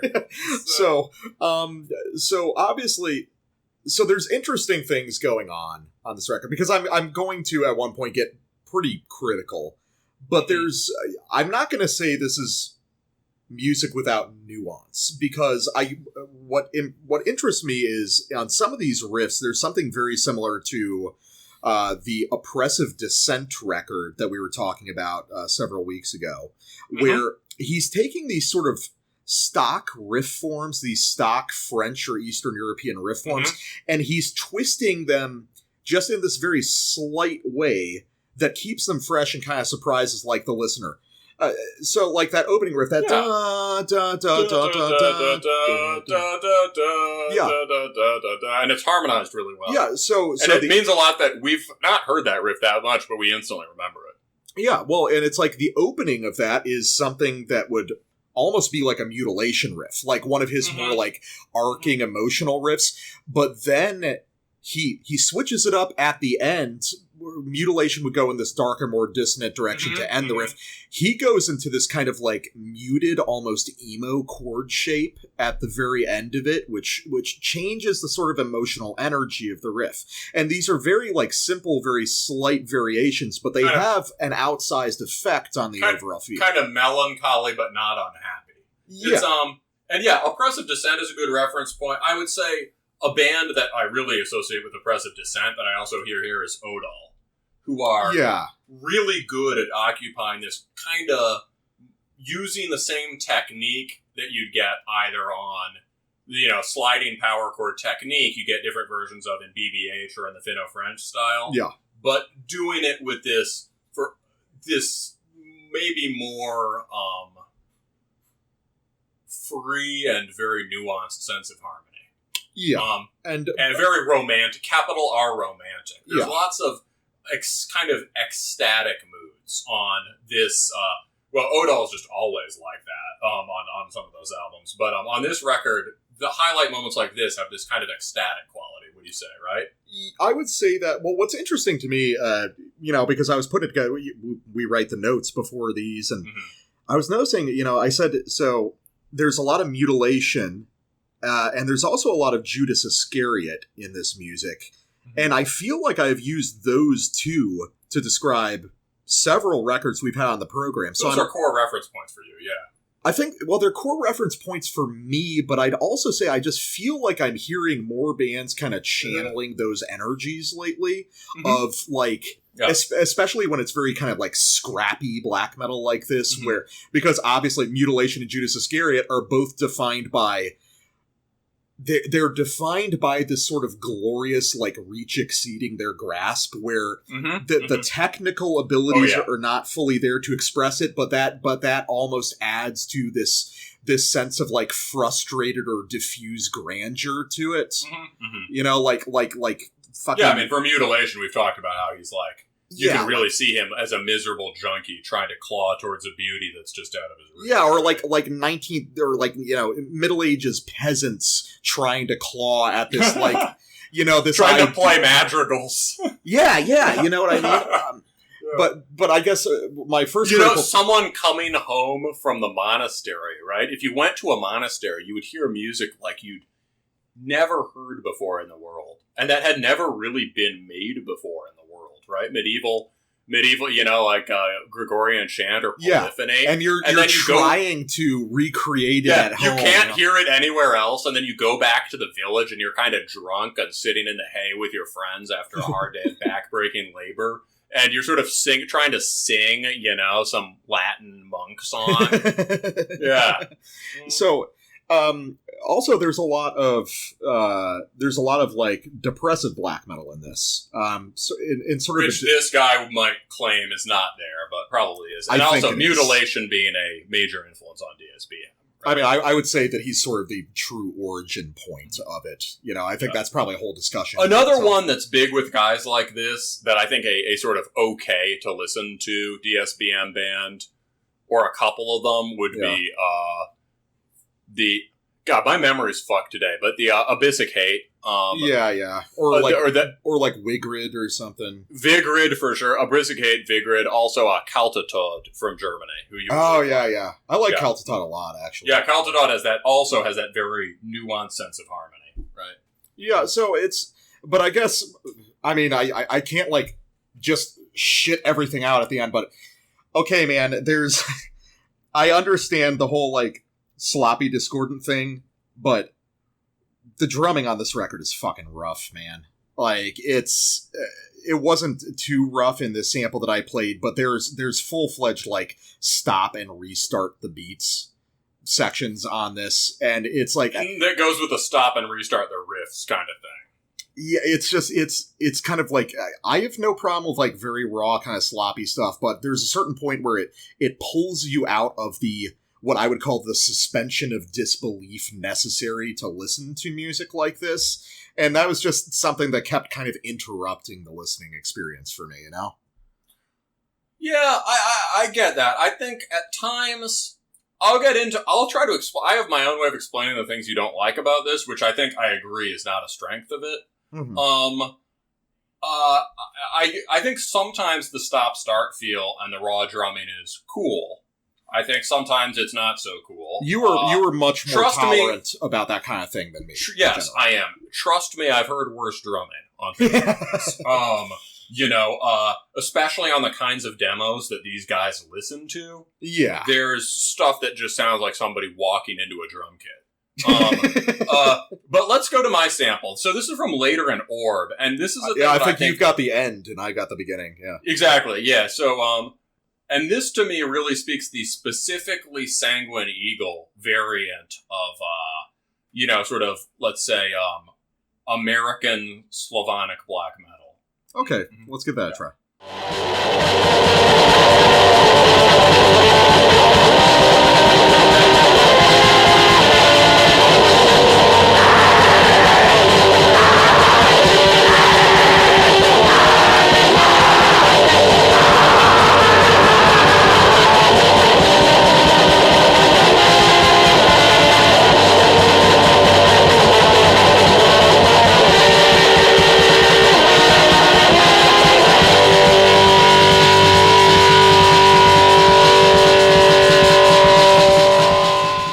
Okay, so I like we were talking while I was playing, and that is like ostentatiously mutilation to me, actually. And we were just talking about how you've only listened to like a couple mutilation records. I've listened to the first one that's just a really inept attempt at Norse stuff, and then the second, Vampires of Black Imperial Blood.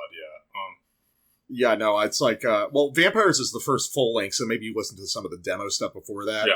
Because then there was Remains of a Ruined Dead Cursed Soul, which is sort of like the epicenter of mutilation. That would be a good one to cover on like a Wall of Shame Terminus Prime episode. Sure.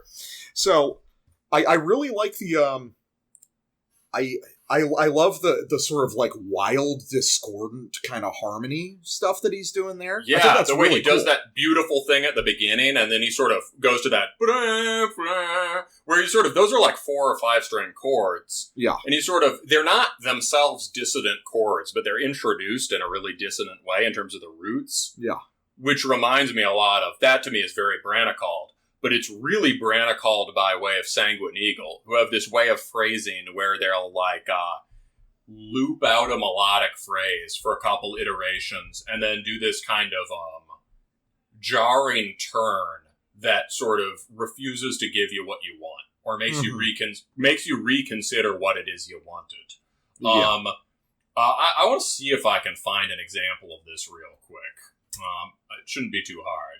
It's always interesting when you talk about Sanguine Eagle, because I don't think I've ever listened to Sanguine Eagle, but I listened to a lot of like Hand of Glory. We listened to them. Yeah, Hand of Glory is great. We listened to that Sanguine Eagle a little bit together last summer, I think. But oh, okay. All right. Yeah, here I'll. Okay, so here we go with Sanguine Eagle. This is off Shores of Avarice, one of the sort of twin full lengths they released last year, I think, or the year before, which got picked up by Profound Lore. Really cool cover art on these.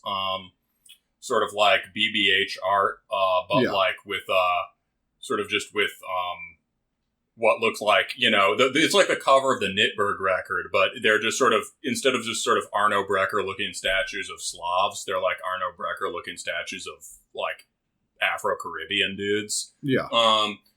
Swirling vortices of energy. So this is the beginning of By the Breath of Victory.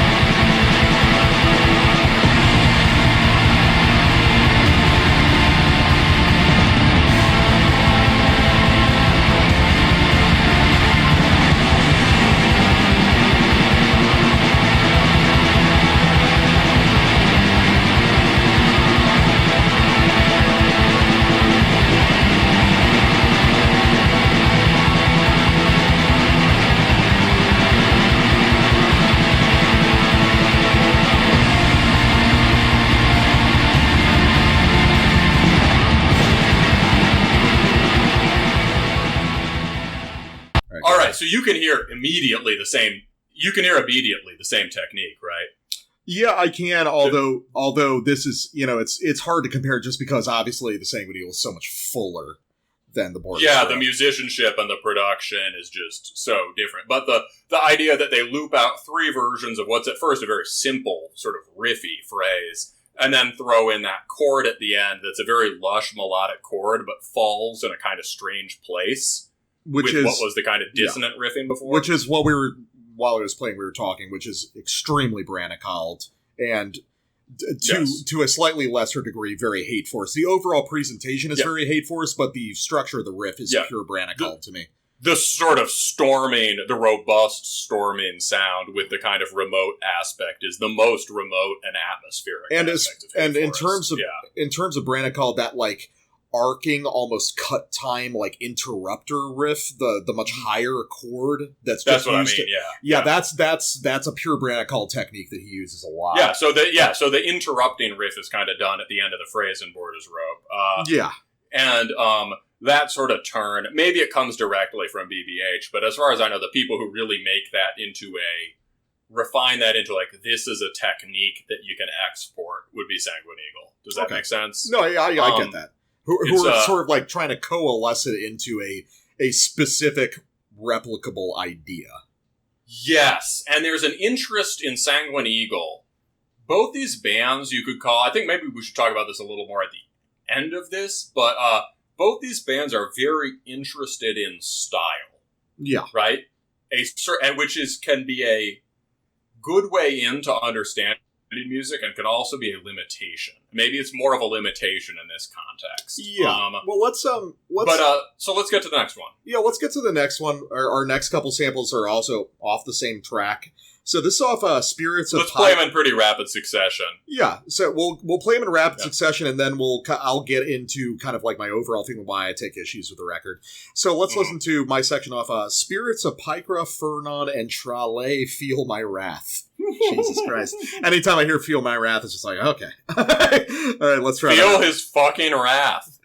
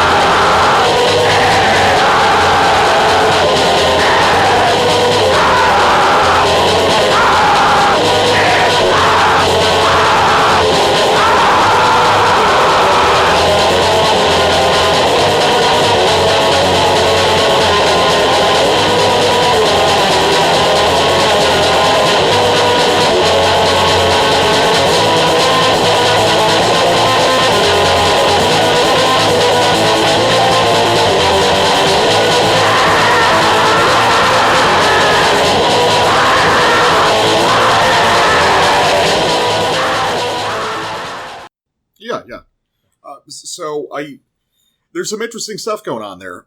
This reminds me a lot of like early Black Funeral, like Empires of Blood. Especially with like, you know, that sort of discordant riffing, but also the that clattering quality. And, you know, kind of paradoxically, I think this is a band that I find more interesting, or at least it feels more suited to me when it's actually hanging out in that sort of more cryptic, dissonant territory.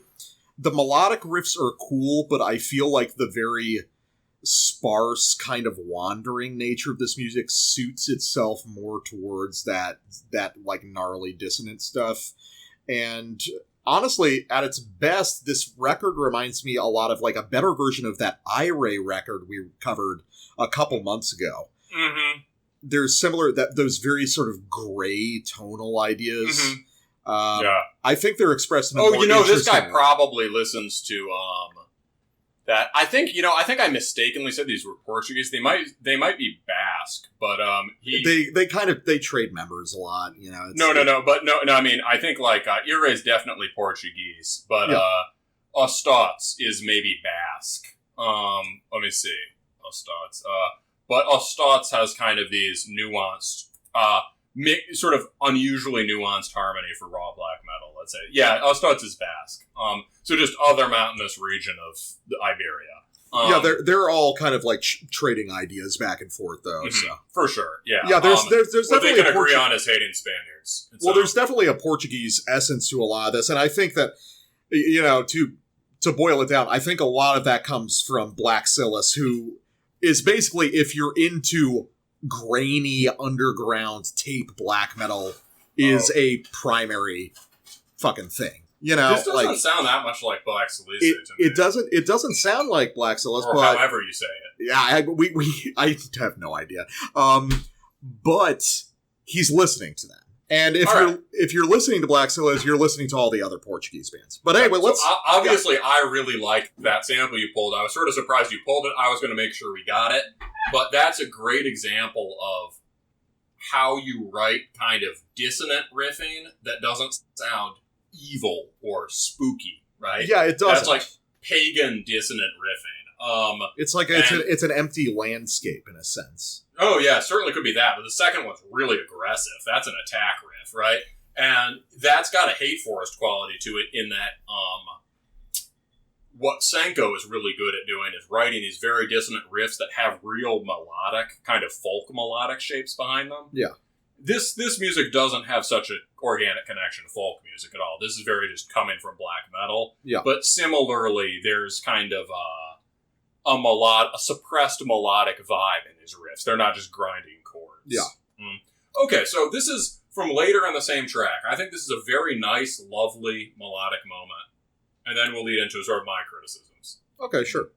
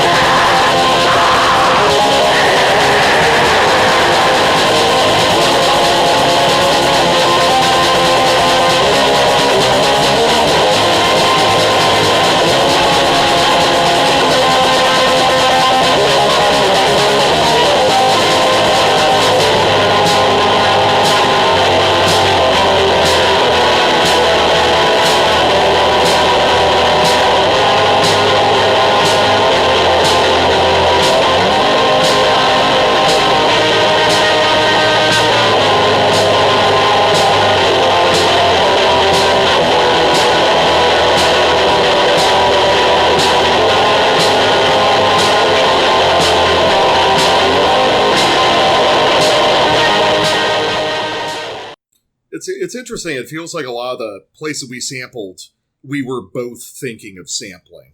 And that's an important thing. So about that part just kills me, right? That's just lovely, beautiful. The thing he does at the beginning with the melodic riff, where how he adds this not quite dissonant, but just much more robust root tone in at the end of it in the chord. It's kind of unexpected, and it makes it kind of more muscular. Well, on that high melodic riff, he's doing an interesting thing where it's like he's almost using like the highest string on those chords as sort of the root note, and he's developing underneath it rather than using a low smart. root. Yeah, rather than using a low root note and kind of moving the chord shape around that. That really so makes sense. Yeah, it's a very interesting technique. It gives it a very different sound. I think, and then the follow-up, right, it sort of just immediately gets back to this more trudging, subdued mood, and you think, oh, well, was that it? Yeah. But then there's that second lift in that mid-tempo riff, and that's just glorious, and it calls back the first riff, but it's like you're seeing the burst of sun from over the next hill now. Yeah. It's really like moving through a landscape. Yeah, I think that the big riffs on this record are A+ level, especially for a raw one-man band. Yeah, I think they are really, really good, and they deserve me opening as the beer pops. Yeah. Okay. This guy can write the big riffs. I agree with you, though, that it was very easy for us to pick out the big riffs. Yeah, I would say that the rest of the riffing on this record is always very solid stylistically. It's often executed in ways that make it stand out a little. He's not really resorting to any tropes per se, but it's all kind of B+ range, sometimes cool A- rhythm guitar ideas.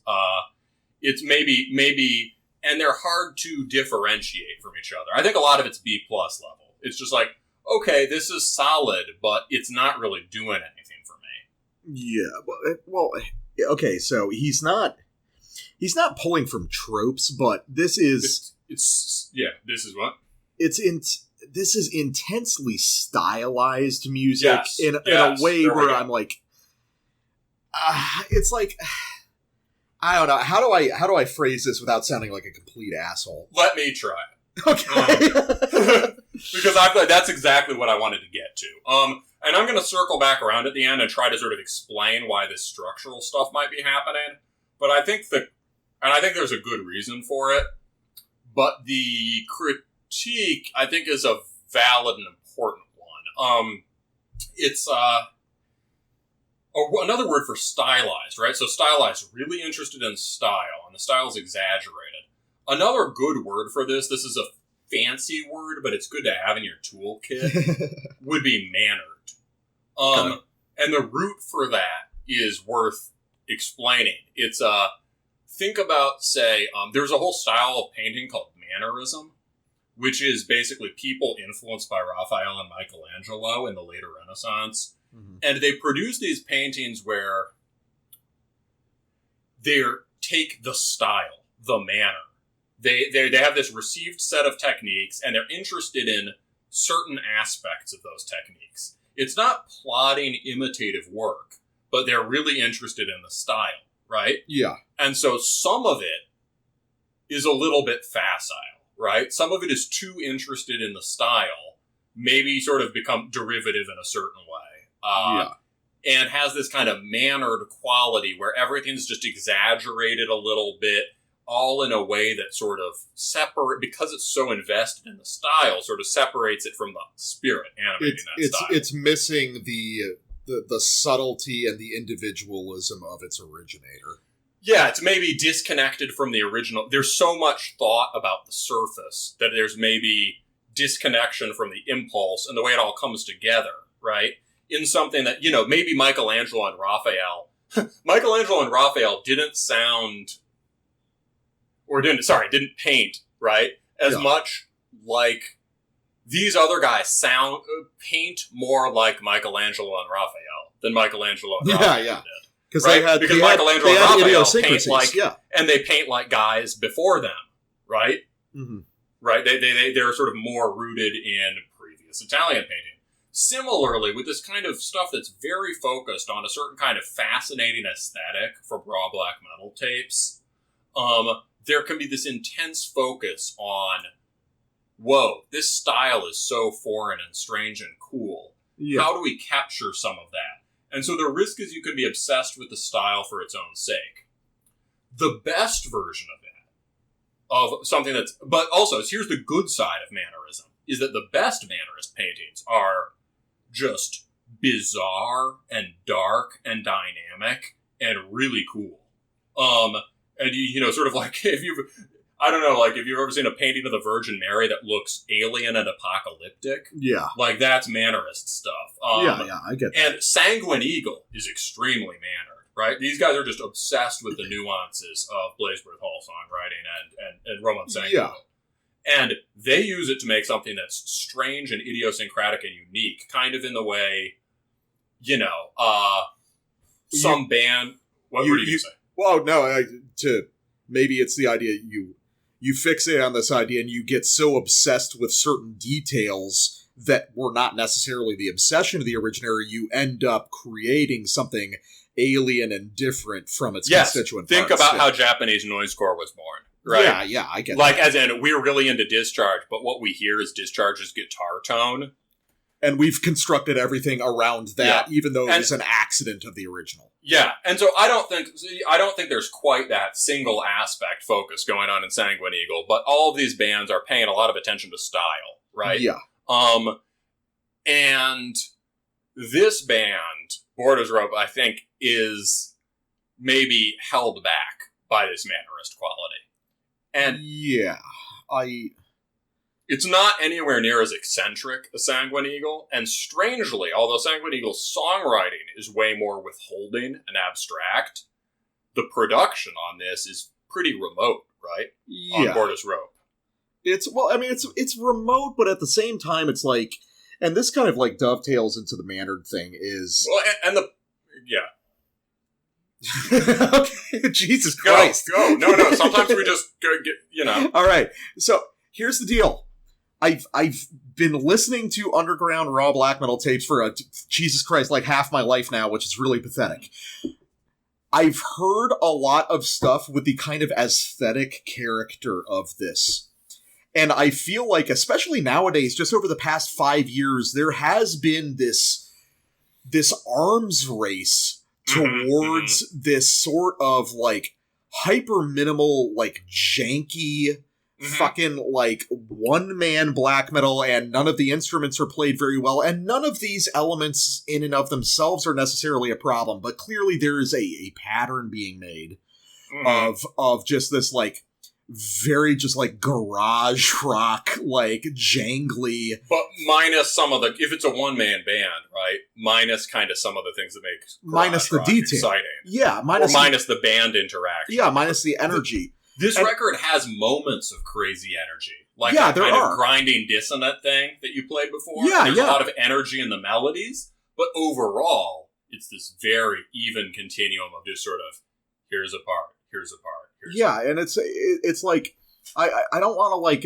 be, you know, a fucking cool scene guy or something, but it's like, man, there was just a lot of shit like this that started emerging like 5 years ago, and a lot of I mean, the guy who made this is a cool scene guy, right? I mean, the point is, all of this music comes from obsessive knowledge of certain scenes, right? So I think it's fair to talk about it on the okay. Well, here's the reality is when I listen to really like janky raw black metal like this, it can go in a couple directions. And here you go. If you guys want to question the pedigree, here you go.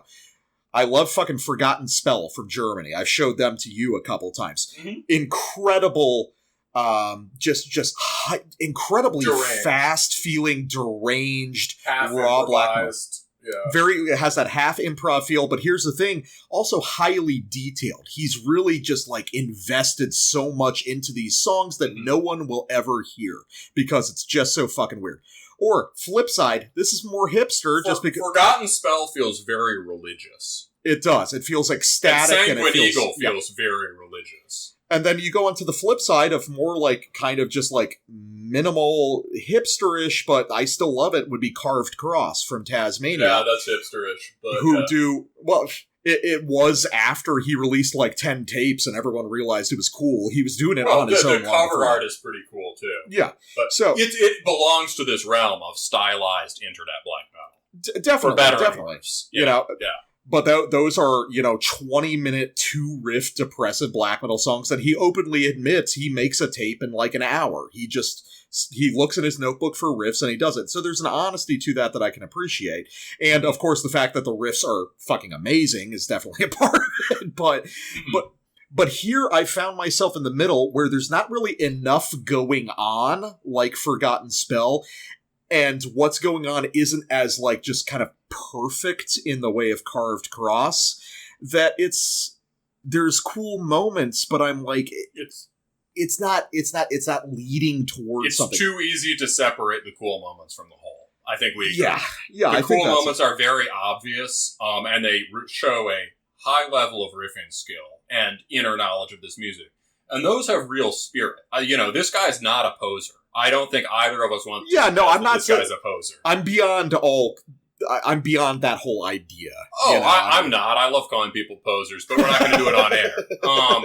I think the ability to just rip off and call someone a poser, that's just... I mean, it's fun, yeah. It's fun and it's classic. I'm not trying to... And everyone, we all know the game is everyone calls each other posers, right? That's part of the game. I mean, we call each other posers all the time. Yeah. Oh, those Swedish death metal posers. Oh, we kill them. Oh, those Norwegian black metal posers. We destroy them with our Finnish stupid riffs. Oh, those stupid, inept Finns and Norwegians, we destroy them with our Finnish Black Death Steel, or Swedish Black Death Steel, right? It's, everyone, the part of the game, you gotta call everyone a poser. But this guy's not a poser to me, and he's probably culturally coming from a very similar place to me, right? Guy from the punk scene who's really into, crazy necro black death. I could see that, yeah. Not exactly the same place, right?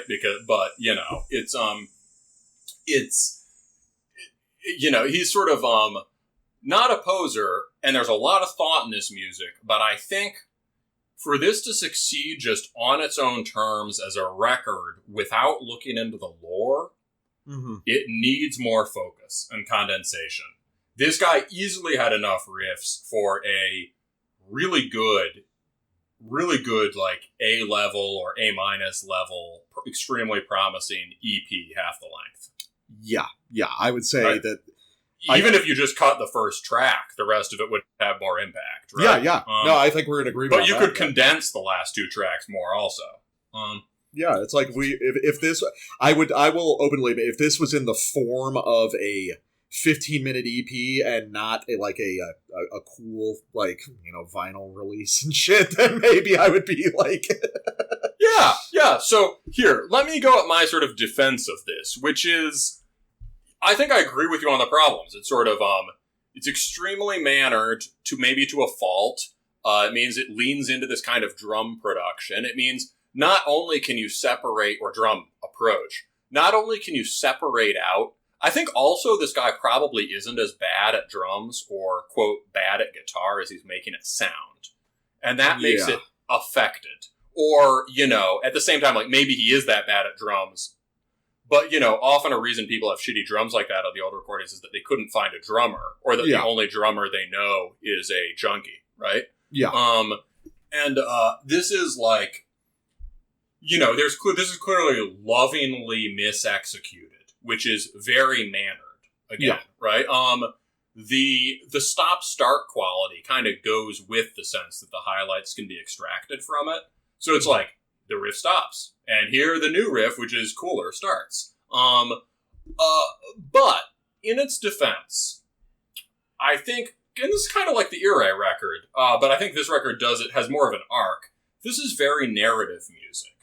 Yeah, I think if you listen to it as narrative music, it starts to make a lot more sense. You could still do a version of it that's more condensed and that's just always satisfying, plus has this narrative arc. Right? Mm-hmm. I think that should be the aspiration for this. But, right? It's, I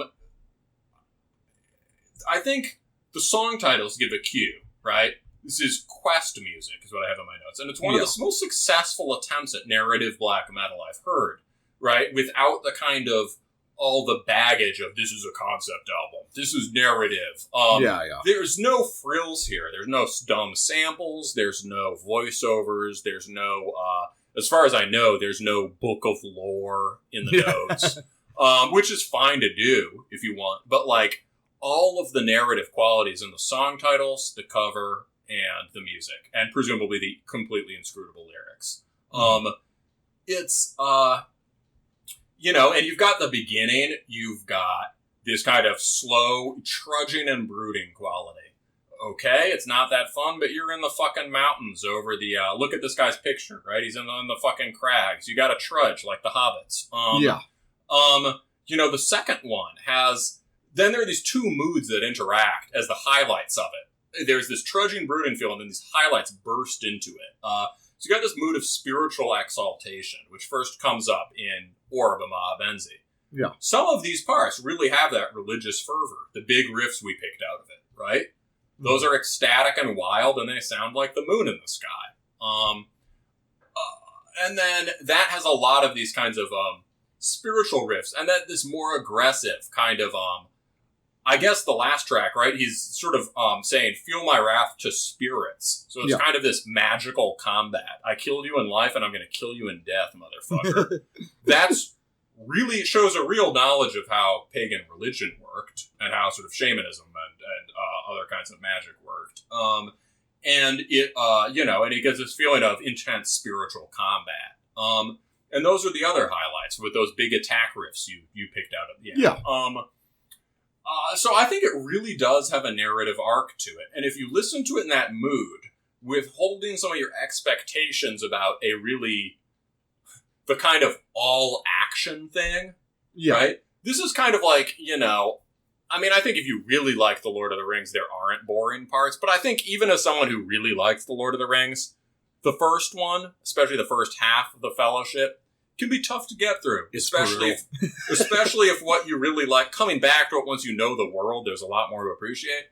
But if what you really like, also I'll confess, the parts with the hobbits in general tend to be the slow parts for me. I'm like, I don't fucking care about this guy in his ring. If anything, what's more interesting about the hobbits is simply their trudging over these vast, desolate landscapes. Yeah. And this record does, even in the kind of less exciting parts, this record does have that quality. I think it could be way cranked up in terms of the focus. And I think you could write stompy rhythm riffs that have just more energy in them, right? I think a big influence on this that we didn't talk about is Bill Skerner and maybe Moonblood. Yeah, I could hear Bill Skerner. With the idea of also, I think this is kind of in Hand of Glory too, and in some other House of First Light associated bands like Winds of Gladtime, but specifically stompy black metal as a sound is a word you hear a lot, and is becoming really a thing with Americans who like clumsy Slavic heathen black metal tapes, right? Or like old absurd and stuff. Old German, clunky German stuff, and so that's a big thing here. You can write riffs like that have an adventure quality and are still higher intensity or just higher character. Right? Yeah. So I would say I think you don't like this one that much in the end. I want to hear another one. I want to hear. Yeah. I want to hear this expanded upon, and I want to condensed and expanded. Focus down on what's good and then do more of that. Now, here's the challenge that I issue to Borda's Rope. Let's do an album, but I want with 2 guitar tracks. I want you to track a bass, and I want you to try on the drums. I want you to like do the whole fucking thing, and see what happens as a result. Because I at a certain point I feel like the sheer like brutal minimalism is almost an affect, and if we can if we can break past that, I think there's more to discover, because there's real creativity in here that needs to go beyond this sort of arms race minimalist raw black metal. Yeah, and the rawness will happen of its own accord, right? Yeah. If you push more, ironically, if you push to do a tighter performance and you push to add more parts, the mistakes and the parts where it doesn't sync up will be there. Anyway, right? Yeah, those will, you don't need to help. That's cool. Yeah, exactly. We love that shit. What was it? Something we listened to last week, I think. I can't remember what it was. It was like, yeah, here's the fuck up. Fucking kill. It's like, I intentionally sampled the one with the fuck up on it. This is, so I think this is really energy. This has, at its best moments, it has a great raw energy. This guy gets what's good about fantastic underground black metal. He has impeccable taste. So I think it's just a matter of refining this more. Yeah, refine it, intensify it, and boil it down to the essence, the best parts, and then build those out. Yeah. And add more. Make your landscape with some bigger mountains and deeper valleys. That makes sense. Yeah. All right. So we'll get to our last record of the night after a quick break. All right. And last record of the night, Oldowan Gash with Hubris Unchained. And where do I begin? This is, we've had sort of like back-to-back episodes where I've said this, but this is top 10 of the year for me. No question. This comes right behind the Reverend Ibn Malak release and the newest Black Funeral. It might even contest the Black Funeral for the number 2 slot. You might listen to this one more. Yeah, I could see myself putting this on in the car more. And so what was... let's just go from the top. What were your initial impressions of this? Because we were completely unfamiliar with this band. I totally found it at random. So I don't think you should draw too close of a parallel to something like Borda's wrote, because they're obviously after completely different things, or very different things. But here's an example of a band with almost exactly the same influences. Maybe a somewhat wider range, right? But clearly tapped into the stompy black metal tradition, that especially around Bill Skirnir or whatever. And also to this, a lot of punky stuff in here, lots of driving hardcore beats. And extremely melodic, much more so than the Borda's Rope. It's a simpler melodies, which we'll get into. It is so different in its overall effect. This record, with one glaring exception, I'm going to say, really gives you what you want. This is very, it's not fancy produced, but it's a one-man project too, right? But this is it's a different kind of one-man project. It's frontal, the sound is in the front. It hits hard. It does the things you want a ripping black metal release to do. It's loud. It's very American in that it's rockin'. Super American, yeah. Super American, which we're going to relate it back to the idea of, to Mortem and the idea of Vinlandic black metal later. But this is... I think this is great. I might not like it as much as you, but that's just because we just look for different things. Yeah. Maybe that's just because you said you liked it that much. Maybe I'm just being a contrarian. No, I really like this record too. And honestly, I spend a lot of time paying attention to the Precambrian and the Bordas, so I need to give this one a little more time to sink in, I think. Yeah, there's a lot going on in this record. If we made a united Terminus top 10 or something for this year, I could easily see it being on there. Yeah, it's there's an incredibly vast array of techniques and ideas being explored on this record. As far as like one, the reaction's like, ha ha, mid-tempo black metal go boop top boop top. Well, but there's something. As far as a one-man project goes, this is some of the most detailed and elegant stuff, because a lot of the times when you up there with the oppressive descents of the world, when you have a one-man black metal project, it's easy to get hung up on like a certain idea you're infatuated with, or just like a certain kind of like conceptual basis for the music. But this doesn't have that hang up. It feels it's an attempt at well-rounded music, right? Yeah, it is not. This is not at all mannered, and people who are really into a certain kind of distance or stylized rawness or or even just a cryptic or obscure quality in their black metal. Yeah. This certainly won't give them that, but it's deeply rooted in cryptic and obscure black metal. Yeah, it is. And in its overall just mood and vibe, it's basically going to be, you got to be pretty deep into it to like this. Yeah. Although as immediately good as it is, it's like, the people, if you just like black metal, well, this doesn't sound like black metal. Yeah, no, that's true. Well, I mean, honestly, probably the easiest way to describe it for me is I describe this as a highly melodic progression from Grand Belial's Key. Yeah, it does. It's very GBK, which is a band I know now that I need to listen to more. Right? Oh, yeah. I mean, they're, very influential in very subtle ways across stompy rock and American black metal. And that would have been an influence on Mortem, too, right? Yeah, probably, although, like, Mortem folds more European stuff in, which also happens here, but... Mortem is more blast and breakdown. Yeah. It's different, yeah.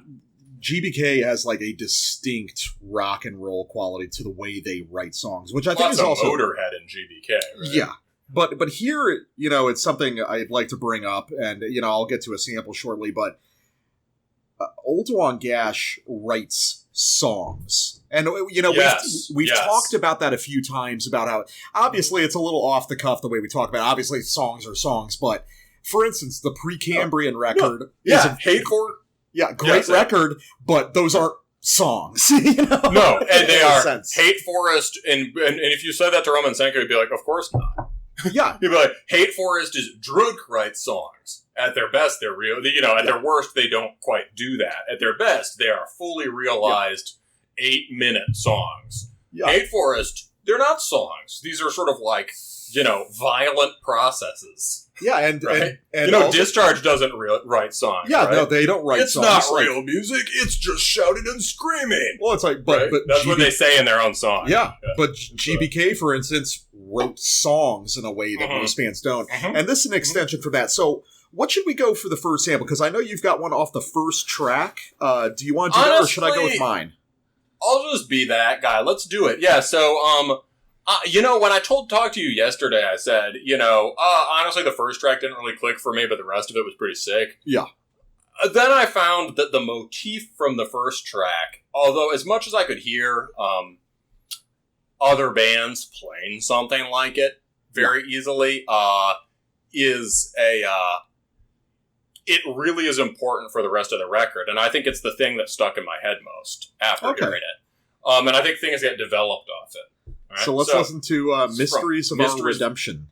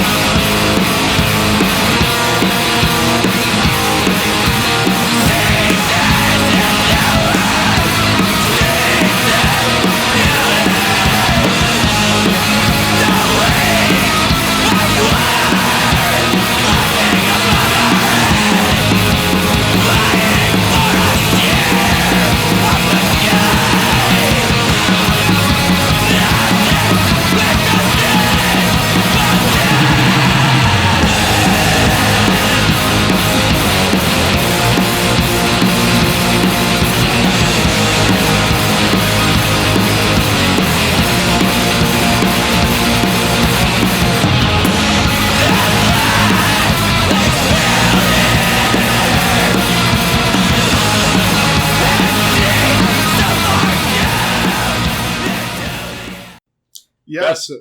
Yes. There we shoot. Well, I was going to say, what interests me, we keep coming back to these wells, and I don't think it's just our preconceived notions, but like the first half of that, especially that big climbing, ascending riff, that could be off Ultra by Spite Extreme Wing. Like there's a commonality. Even the lute sounding guitar. Yeah. So basically, just when I say it sounds like Spite Extreme Wing, what I mean is it sounds great. Because that's like a band that we are equally passionate about. And who knows if I would almost say that's probably not an immediate influence here. No, probably not. But we're hearing a lot more of those sounds lately. Yes, I mean, first of all, it's got a deliberately organic guitar sound. It's not highly distorted. It sounds like, actually, the guitar tone that you didn't totally like on Following the Voice. Yeah, I was actually going to say that. It's like there is a definite, that twangy kind of Graveland quality. Primitive, yeah, in Graveland it is a primitive 2-string step instrument. Here, it's an untuned banjo, right? Yeah. It's, well, it's funny. And in Spite Extreme Wing, or in Laetitia and Holocaust, it's a Italian lute just being sawed the fuck out of it, right? Yeah, well, I mean, it's also interesting, this riff that you chose, because, I've got a sample later on that gets really into the kind of like Americana thing. It's very Americana. But there you go. That opens up with one of those big pentatonic riffs, which are a defining character of this record, although probably like a little more subtle than some of the other stuff we've talked about. With some on Mortem, where it's just like bum dum dum bum bum bum, you know. So, but yeah, so definitely pentatonic vibe, definitely subtle bluegrassy vibe, definitely just a big rock and rolly vibe, right? Yeah, which is all over the very, very high energy mid-tempo, right? This is fast mid-tempo. It rips. It's only mid-tempo by black metal or fast hardcore standards. This is not... and the moment where it drops to the stomps, those still have tons of momentum. Well, but what's also... What impresses me so much about a passage like this is there's so much subtle articulation going on between the guitars. Yeah. There's so many, like... These fine, almost on-the-fly seeming adjustments between the right and the left channel of these kind of complex harmonic qualities, and it's just the guitar technique on this record is so far beyond. Here's an interesting thing. After the initial riff, basically nothing new happens melodically for the rest of that sample. At least maybe until it drops into that stomp at the end, the two-step. There's a lot of... Until the stomp, there's just a build. And it's just development, and that can be really bad in music, right? That can be like, oh, well, here comes the little developmental ideas that aren't even necessarily riffs in themselves. Yeah. But here they're just all continuing that original impulse in kind of subtly different ways. There are even little parts of it added together in different ways. Yeah. And it just, if you listen to them closely for a hook or a riff, it won't satisfy you. Mm-hmm. But the sum, I think, of it is just this barreling momentum. And where it's leading you in this arc, like in a song. Yeah. Well, right? This is not rigidly, if your test is Hate Forest, every riff fucking kills. That's not what's going on here, right? Yeah, like I think that's something we're going to keep coming back to is the scale of the kind of riff development in the way these songs There's work. A lot of development here.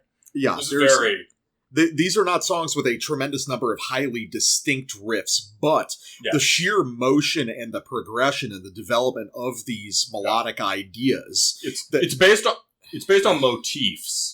Sorry, I'm really bad today. But also, we just do speak at the same time. It's fine.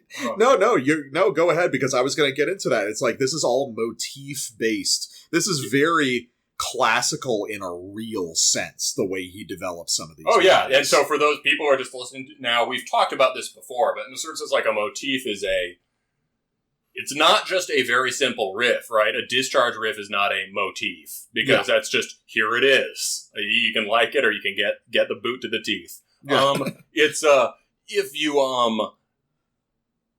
A motif is a very simple phrase, as simple as a discharge riff, that develops in ways. Mm-hmm. And so this first riff, when I first heard it, I was like, well, that's fine. I like the energy in this song.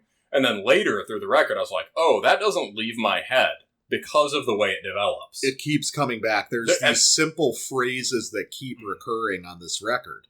And the classic example of it is Beethoven's Fifth, right? Da-da-da-da. Yeah. Da-da-da-da. And this doesn't aspire to anything like that kind of towering unity. It's not like watching a single flower blossom into a forest or some shit. Yeah.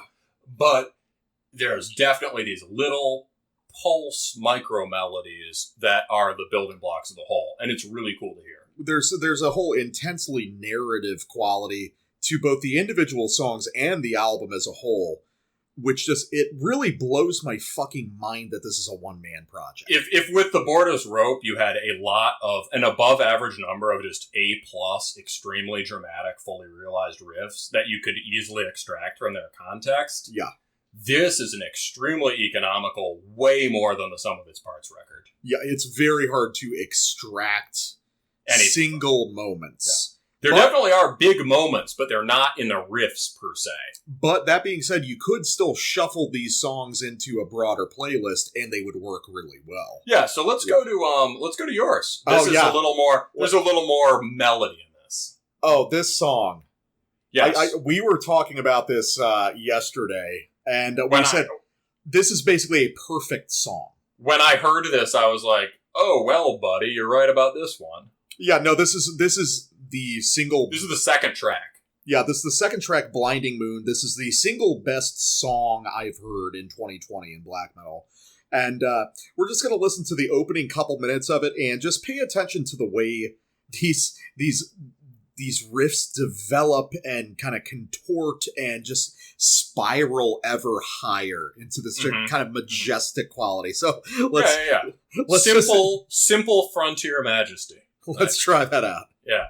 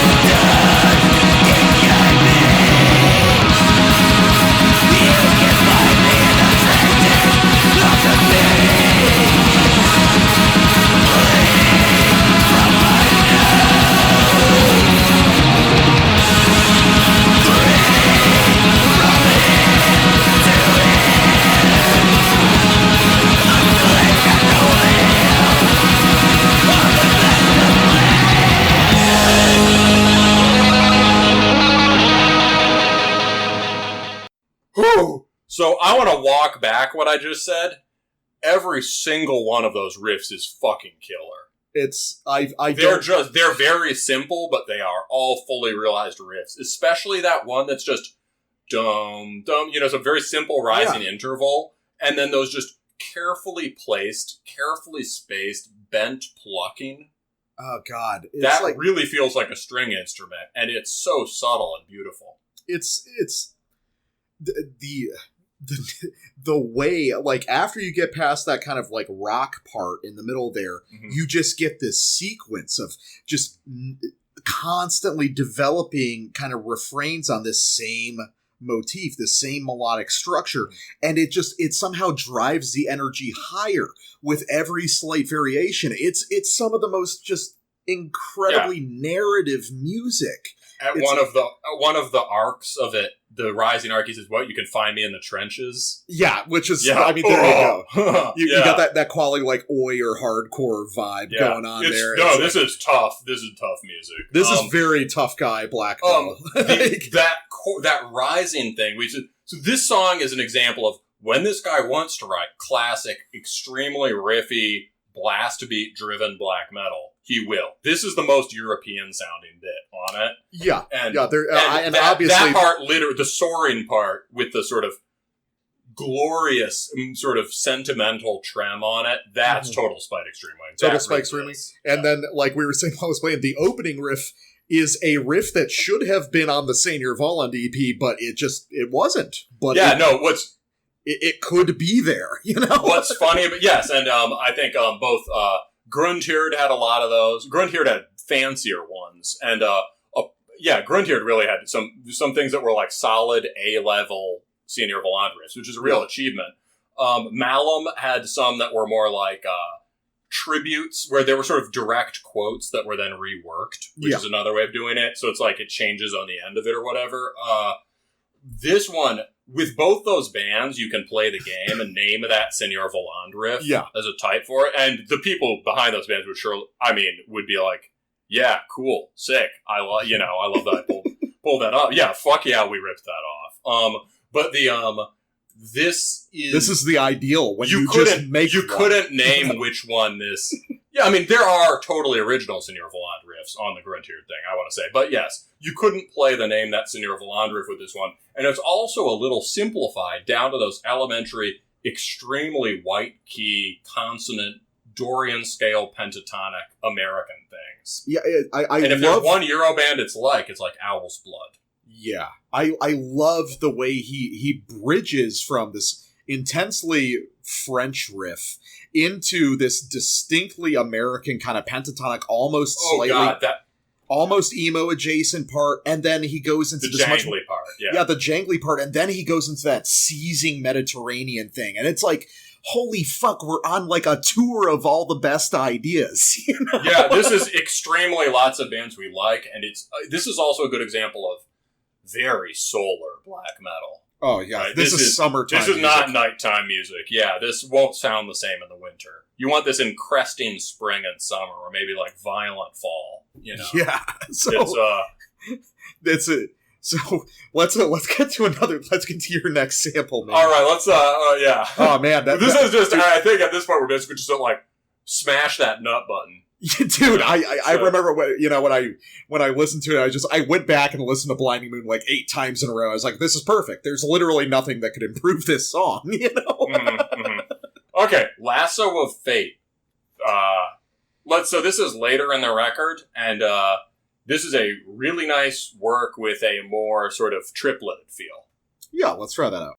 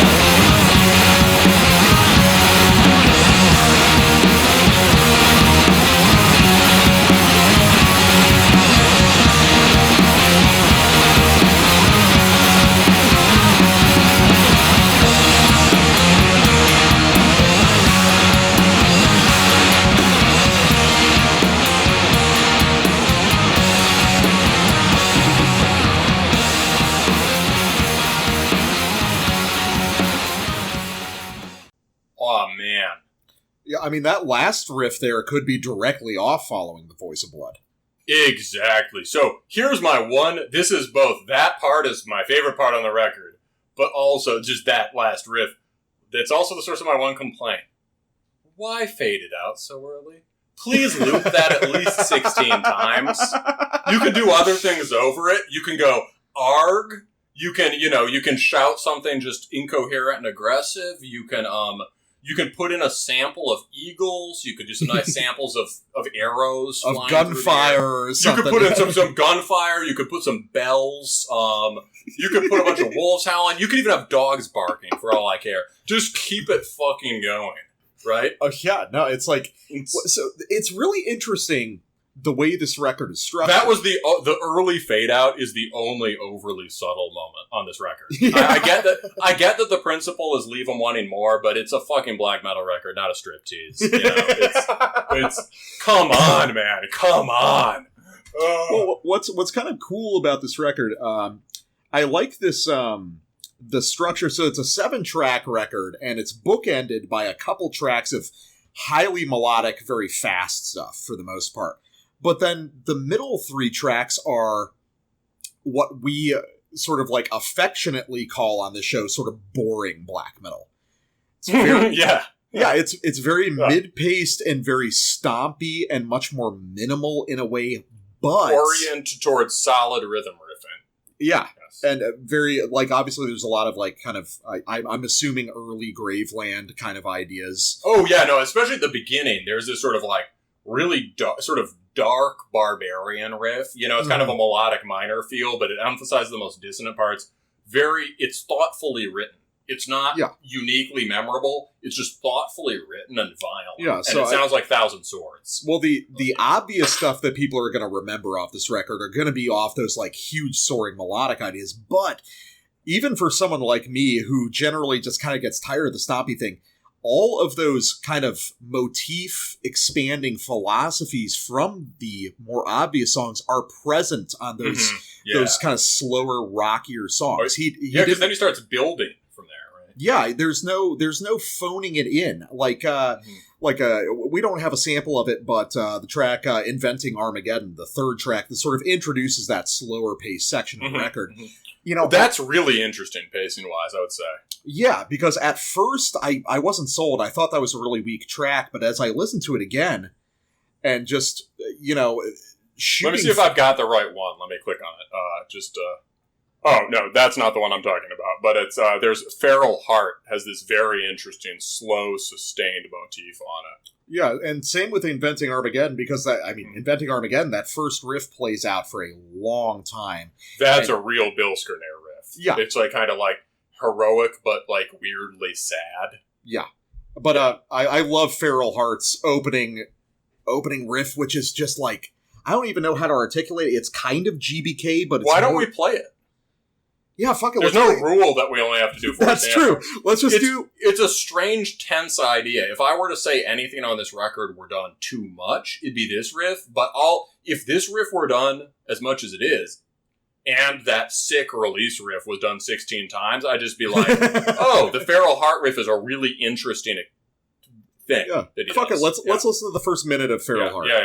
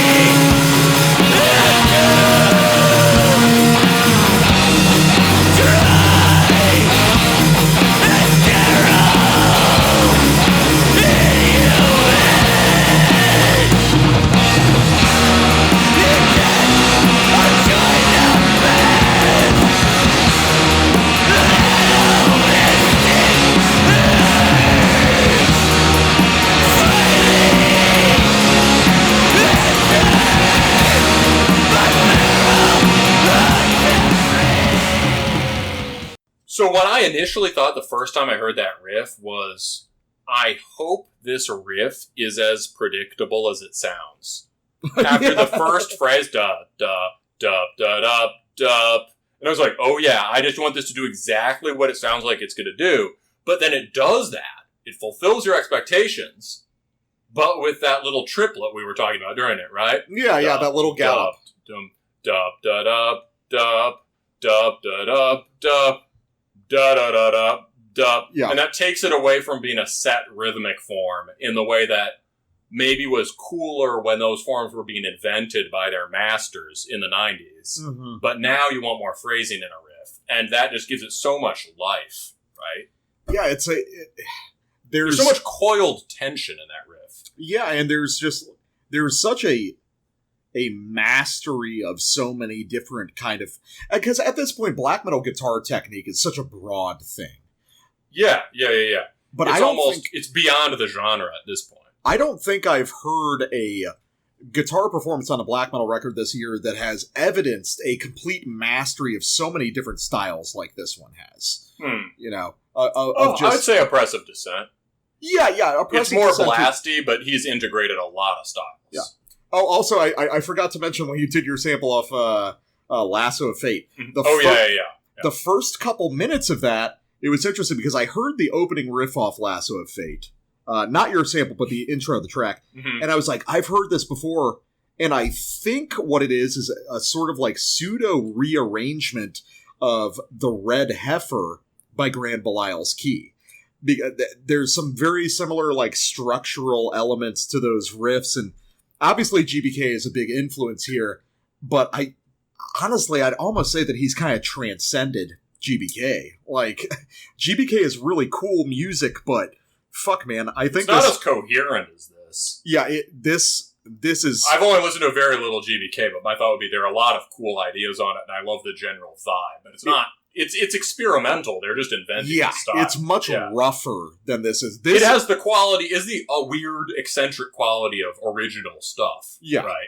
And speaking of GBK, speaking of all these other bands, let me get to my last sample off Baffling Territory, which is, I think, one of the most just distinctly, absurdly American parts of this record, and I fucking love it. It's a very American title, too. Yeah, so let's give this one a It goes back to that feeling of how do we relate to this country that in some sense, right, if you're like of European descent or something, right, how do you relate to this place that you don't know? 300 years of history? That ain't much. Well, Oldowan Gash has the answer, and it's right here. All right.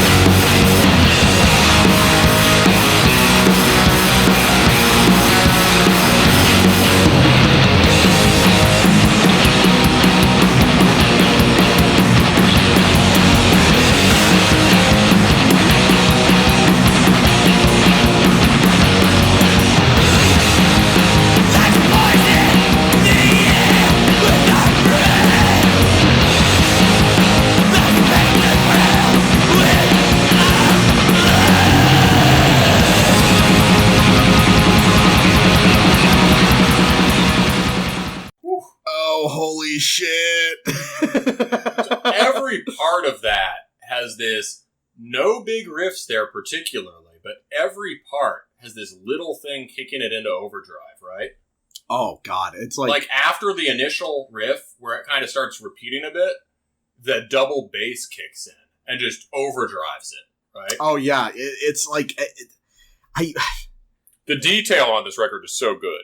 And this is probably, like...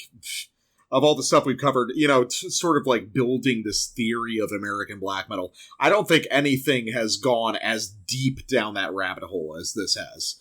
We're going into these full-fledged, like, Western American intervals, which is similar to a lot of stuff in the guitar technique. Yeah, and the guitar technique, but it's similar to a lot of stuff that... like, the playing really sounds banjo-y. Yeah, it does, definitely. But it's very similar to a lot of stuff that Finn would do, and I know they're one of your favorites. Yeah, no, for sure. Finn definitely has a lot of jangle in it, but it's not as obvious that that's what's going on because the French bands jangled in their own way. Yeah. This really has these sort of moments of separate note plucking and bending that sound very banjo-y. like that descending arpeggio part of that, like that second riff, which that is was just like... that's really the climax for both of us here, I think, right? Oh, it's fucking amazing. Oh my god. Like, this is one of those rare occasions where I'm listening to a record that's so good, it's like, what the fuck do I even say? Just listen to it. Just listen to it 100 times, you know? Very more than the sum of its parts. There's that moment where, a moment in there where it starts to do that descending thing where it's where it's just almost an REM riff, but it just sounds so good. It's just there's an awesome release riff, and then as soon as that goes through, and you're like, okay, well, we can't do the REM riff forever. It's like, but what if you heard it with chugs? Yeah, well... And you're like, oh, well, I guess please keep doing this. I think what we're listening to is a complete synthesis of everything that this guy is into. You know? It's It's a perfect understanding of all these different directions and all these different interests that he has. And it's so rare to find someone who can really do that. It's understated, but not restrained. It's understated because it's not going to give you many immediate things to, many big... It's not going to give you the candy you want, but the whole thing is just killer. And it's over the top. It's not understated in the remote way. The whole thing is just insane energy. We should talk about the vocals. Finish what you're going to say about this, and then I want to say something about the vocals. Oh, no, I was just like... something I just said before I want to touch on again. I love the perfect synthesis of these distinctly, intensely American melodic ideas with this bulk of like mostly French, I would say, kind of like high-speed black metal riffing. Mm-hmm. Although I think it's more of a 50-50 mix now that I think about it, especially given, you know, those like slower tracks in the middle are very distinctly American. With a lot of Graveland. But and a lot of Graveland. But yeah, Graveland, the cool thing about Graveland is it's just it sounds Slavic, but there's also just very, very far back in the sort of archaic mind of just European music in general, right? Mm-hmm. And it's sort of, in this American context, that Gravelandy thing isn't scanning as Slavic or even necessarily Gravelandy. It's just sort of primordial, right? Yeah. Well, I mean, we were talking about how a lot of, also, you know, because it's American, it brings out the pentatonic. Well, I was actually specifically going to say, you know, when I was talking to you about Following the Voice of Blood on the first Terminus Prime, talking about, so there's a lot of like kind of Celtic stuff going on, and Celtic is directly related to what would end up being Appalachian music, you know, bluegrass and that sort of thing. So there's a through line of European folk into American folk tradition. Yeah, which we talked about a lot with Mortem, too. Yeah, which we can kind of synthesize, and which has really been synthesized on this record in particular. It's just, this is really a record where I'm just so impressed by the sort of structural elegance to it. You know, it's like there's plenty of black metal records that have sick riffs or have a great element or something, but this is one where on a very, like, top-down meta level, this is so considered and so intelligent. It's just very smart, yeah. And so if you want sort of authentically American in the broad sense sounding sort of indigenous metal, obviously Black Twilight Circle and the bands around them, right? Mm-hmm. You know, if you want sort of authentically American, Afro-Caribbean kind of stuff, House of First Lights, specifically Sanguine Eagle. If you want stuff that's sort of like European-American sounding, this and Mortem and a few other newer bands, maybe, Finn, although, you know, maybe has this kind of cowboy vibe, right? And also sounds very European. If you want that, these kinds of bands are really developing it in, I think, a new way. And there have been one-off bands that got elements of this, like Cobalt, There's some band called Wayfarer, I think, who I haven't really checked out, who do songs about the West, but I haven't listened to it. They're doing the rounds in the press and shit, so I'm not that interested in it. But it's I want to check it out. But like this sort of thing is very this Vinlandic black metal sound is, America discovered not by Puritans, but by sort of barbarians, right? Yeah. Or the rebirth of the barbarian in America is the frontiersman or whatever, is a new thing happening. Well, yeah, and there's clearly, with this band in particular, there's this whole idea of sort of ancient legacy. For instance, the name of the project, Oldowan Gash refers to, I believe it refers to basically a slightly altered version of basically a location in Tanzania where... The Olduvai Gorge. Right? Yeah, the Olduvai Gorge, where the first Oldowan tools were discovered, which are these extremely primitive sort of Stone Age tools, like pre-Homo sapiens, probably. I think Homo habilis, probably. Yeah, I think it was Homo habilis. So there's this whole interesting idea of like ancient recurrence and things repeating but transformed. Yeah, right? Which is cyclical view of time where it's not just endlessly the same thing; it's dynamic and perceptual. Yeah, which is sort of like how the music progresses itself. You're dealing with these similar motifs, but they perpetually build upon themselves and expand. So, just overall, just fucking outstanding record. And although we'll keep going. Oh, no, I'm just really excited to hear. So about the time thing, although this is way more song-oriented and developmental, that sort of deep time thing, cyclical repetition, this is about sort of cyclical repetitions in historical process or whatever, that also sort of ties back to the Hate Forest Precambrian thing, which is more about the sort of elemental, sustained tones at the root of it all, right? Yeah. Both of them are dealing with this very deep sense of time. So, also about the vocals, I just want to say, they almost aren't black metal vocals in a lot of places. They really sound like punk vocals. They're sort of unhinged, wild punk vocals, not even hardcore vocals. What they really sound like is neo-folk screaming. Specifically, there was a band that sort of, I think, never quite fulfilled their potential, but did a lot of cool stuff, and were fun to see live when they were touring, which is what was it? Cult of Youth, right? They sort of got absorbed by the trendy world a little bit, but also just for whatever reason, I think it was hard to sustain a lineup. But Cult of Youth was this New York City neo-folk, kind of rocky neo-folk Americana band. Yeah. And the guy came from the punk scene and was really into black metal and shit too, I think, and had a raw, screamy kind of vocal. This really reminds me of that, sort of passionate. There's also a very eccentric band from New England that I think you'd get a real kick out of, called by 1476, whose stuff has been released on Folkvanger, which I was talking about with the guy from Old Mill in an interview I just recorded. But it's very eccentric music. It's sort of like heathen pop punk. All right, that sounds sick.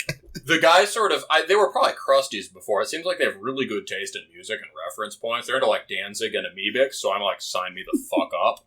But the vocals he just sings this high pop punk voice, which can be a little hard for me to deal with, but I think you'd like. I could probably get into that. Yeah. I mean, I think I'd like to listen to them more. It's just you really have to. For me, I got to sort of listen past that particular. You have to accept it. Yeah. You just listen through it in the way you'd listen to a characterless vocal on another record. But that vocal has a lot of character. Oh man, makes me want to listen to like Strung Out again or something. Yeah, and when he screams, his screams are like this. They're this kind of very emotive, you can hear the American accent. Yeah. It's yeah. So, I mean, all in all, this is really cool. Yeah, I am blown away by this record. This is like one of my best like random finds I've ever seen.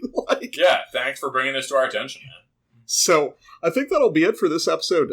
Guys, thank you so much for listening, as usual. Be sure to like, comment, subscribe. Follow, and subscribe, and comment. Send in a lock of your hair to our P.O. box. You can send in. You can send in blood. You can send in sweat. You can even send in seminal fluid as long as it's packaged. We don't want to touch that shit, and we don't want to smell it. But we will use it in some sort of crypto ritual. Yeah. The throbbing, we might sort of burn it to expend some of your spirits in a destructive ritual. We'll definitely. Will you consume your energy to destroy our enemies? That should be another tier on Patreon. For $100, we will burn your semen to destroy. We will burn your semen in a magical attack on the enemies of black metal. Yeah, honestly, a cool thing is that the throbbing gristle and that whole scene back in the day, the Temple of Psychic Youth. I love that shit. Yeah, exactly. They said make a sigil, which in the Crowleyan tradition is basically just a sacred object that could be anything imprinted with your body. Yeah. So spit, blood, semen, whatever, vaginal fluid, whatever you want. Yeah. It's and they just collected them all, and I don't know what they did with them, but they did some kind of thing with it, and it was pretty cool. That was like their fan club was send us your bodily effluvia. That's so sick. Yeah, we need to do more of that these days. So anyway, no, shit needs to be crazier. Yeah, you've gotten to the underground when somebody sends you a tape drenched in his own blood. I've had a few of those in my collection from time to time. I do too. Yeah. All right. Thanks a lot for listening, guys, and we will see you next week. Thanks, guys. Peace.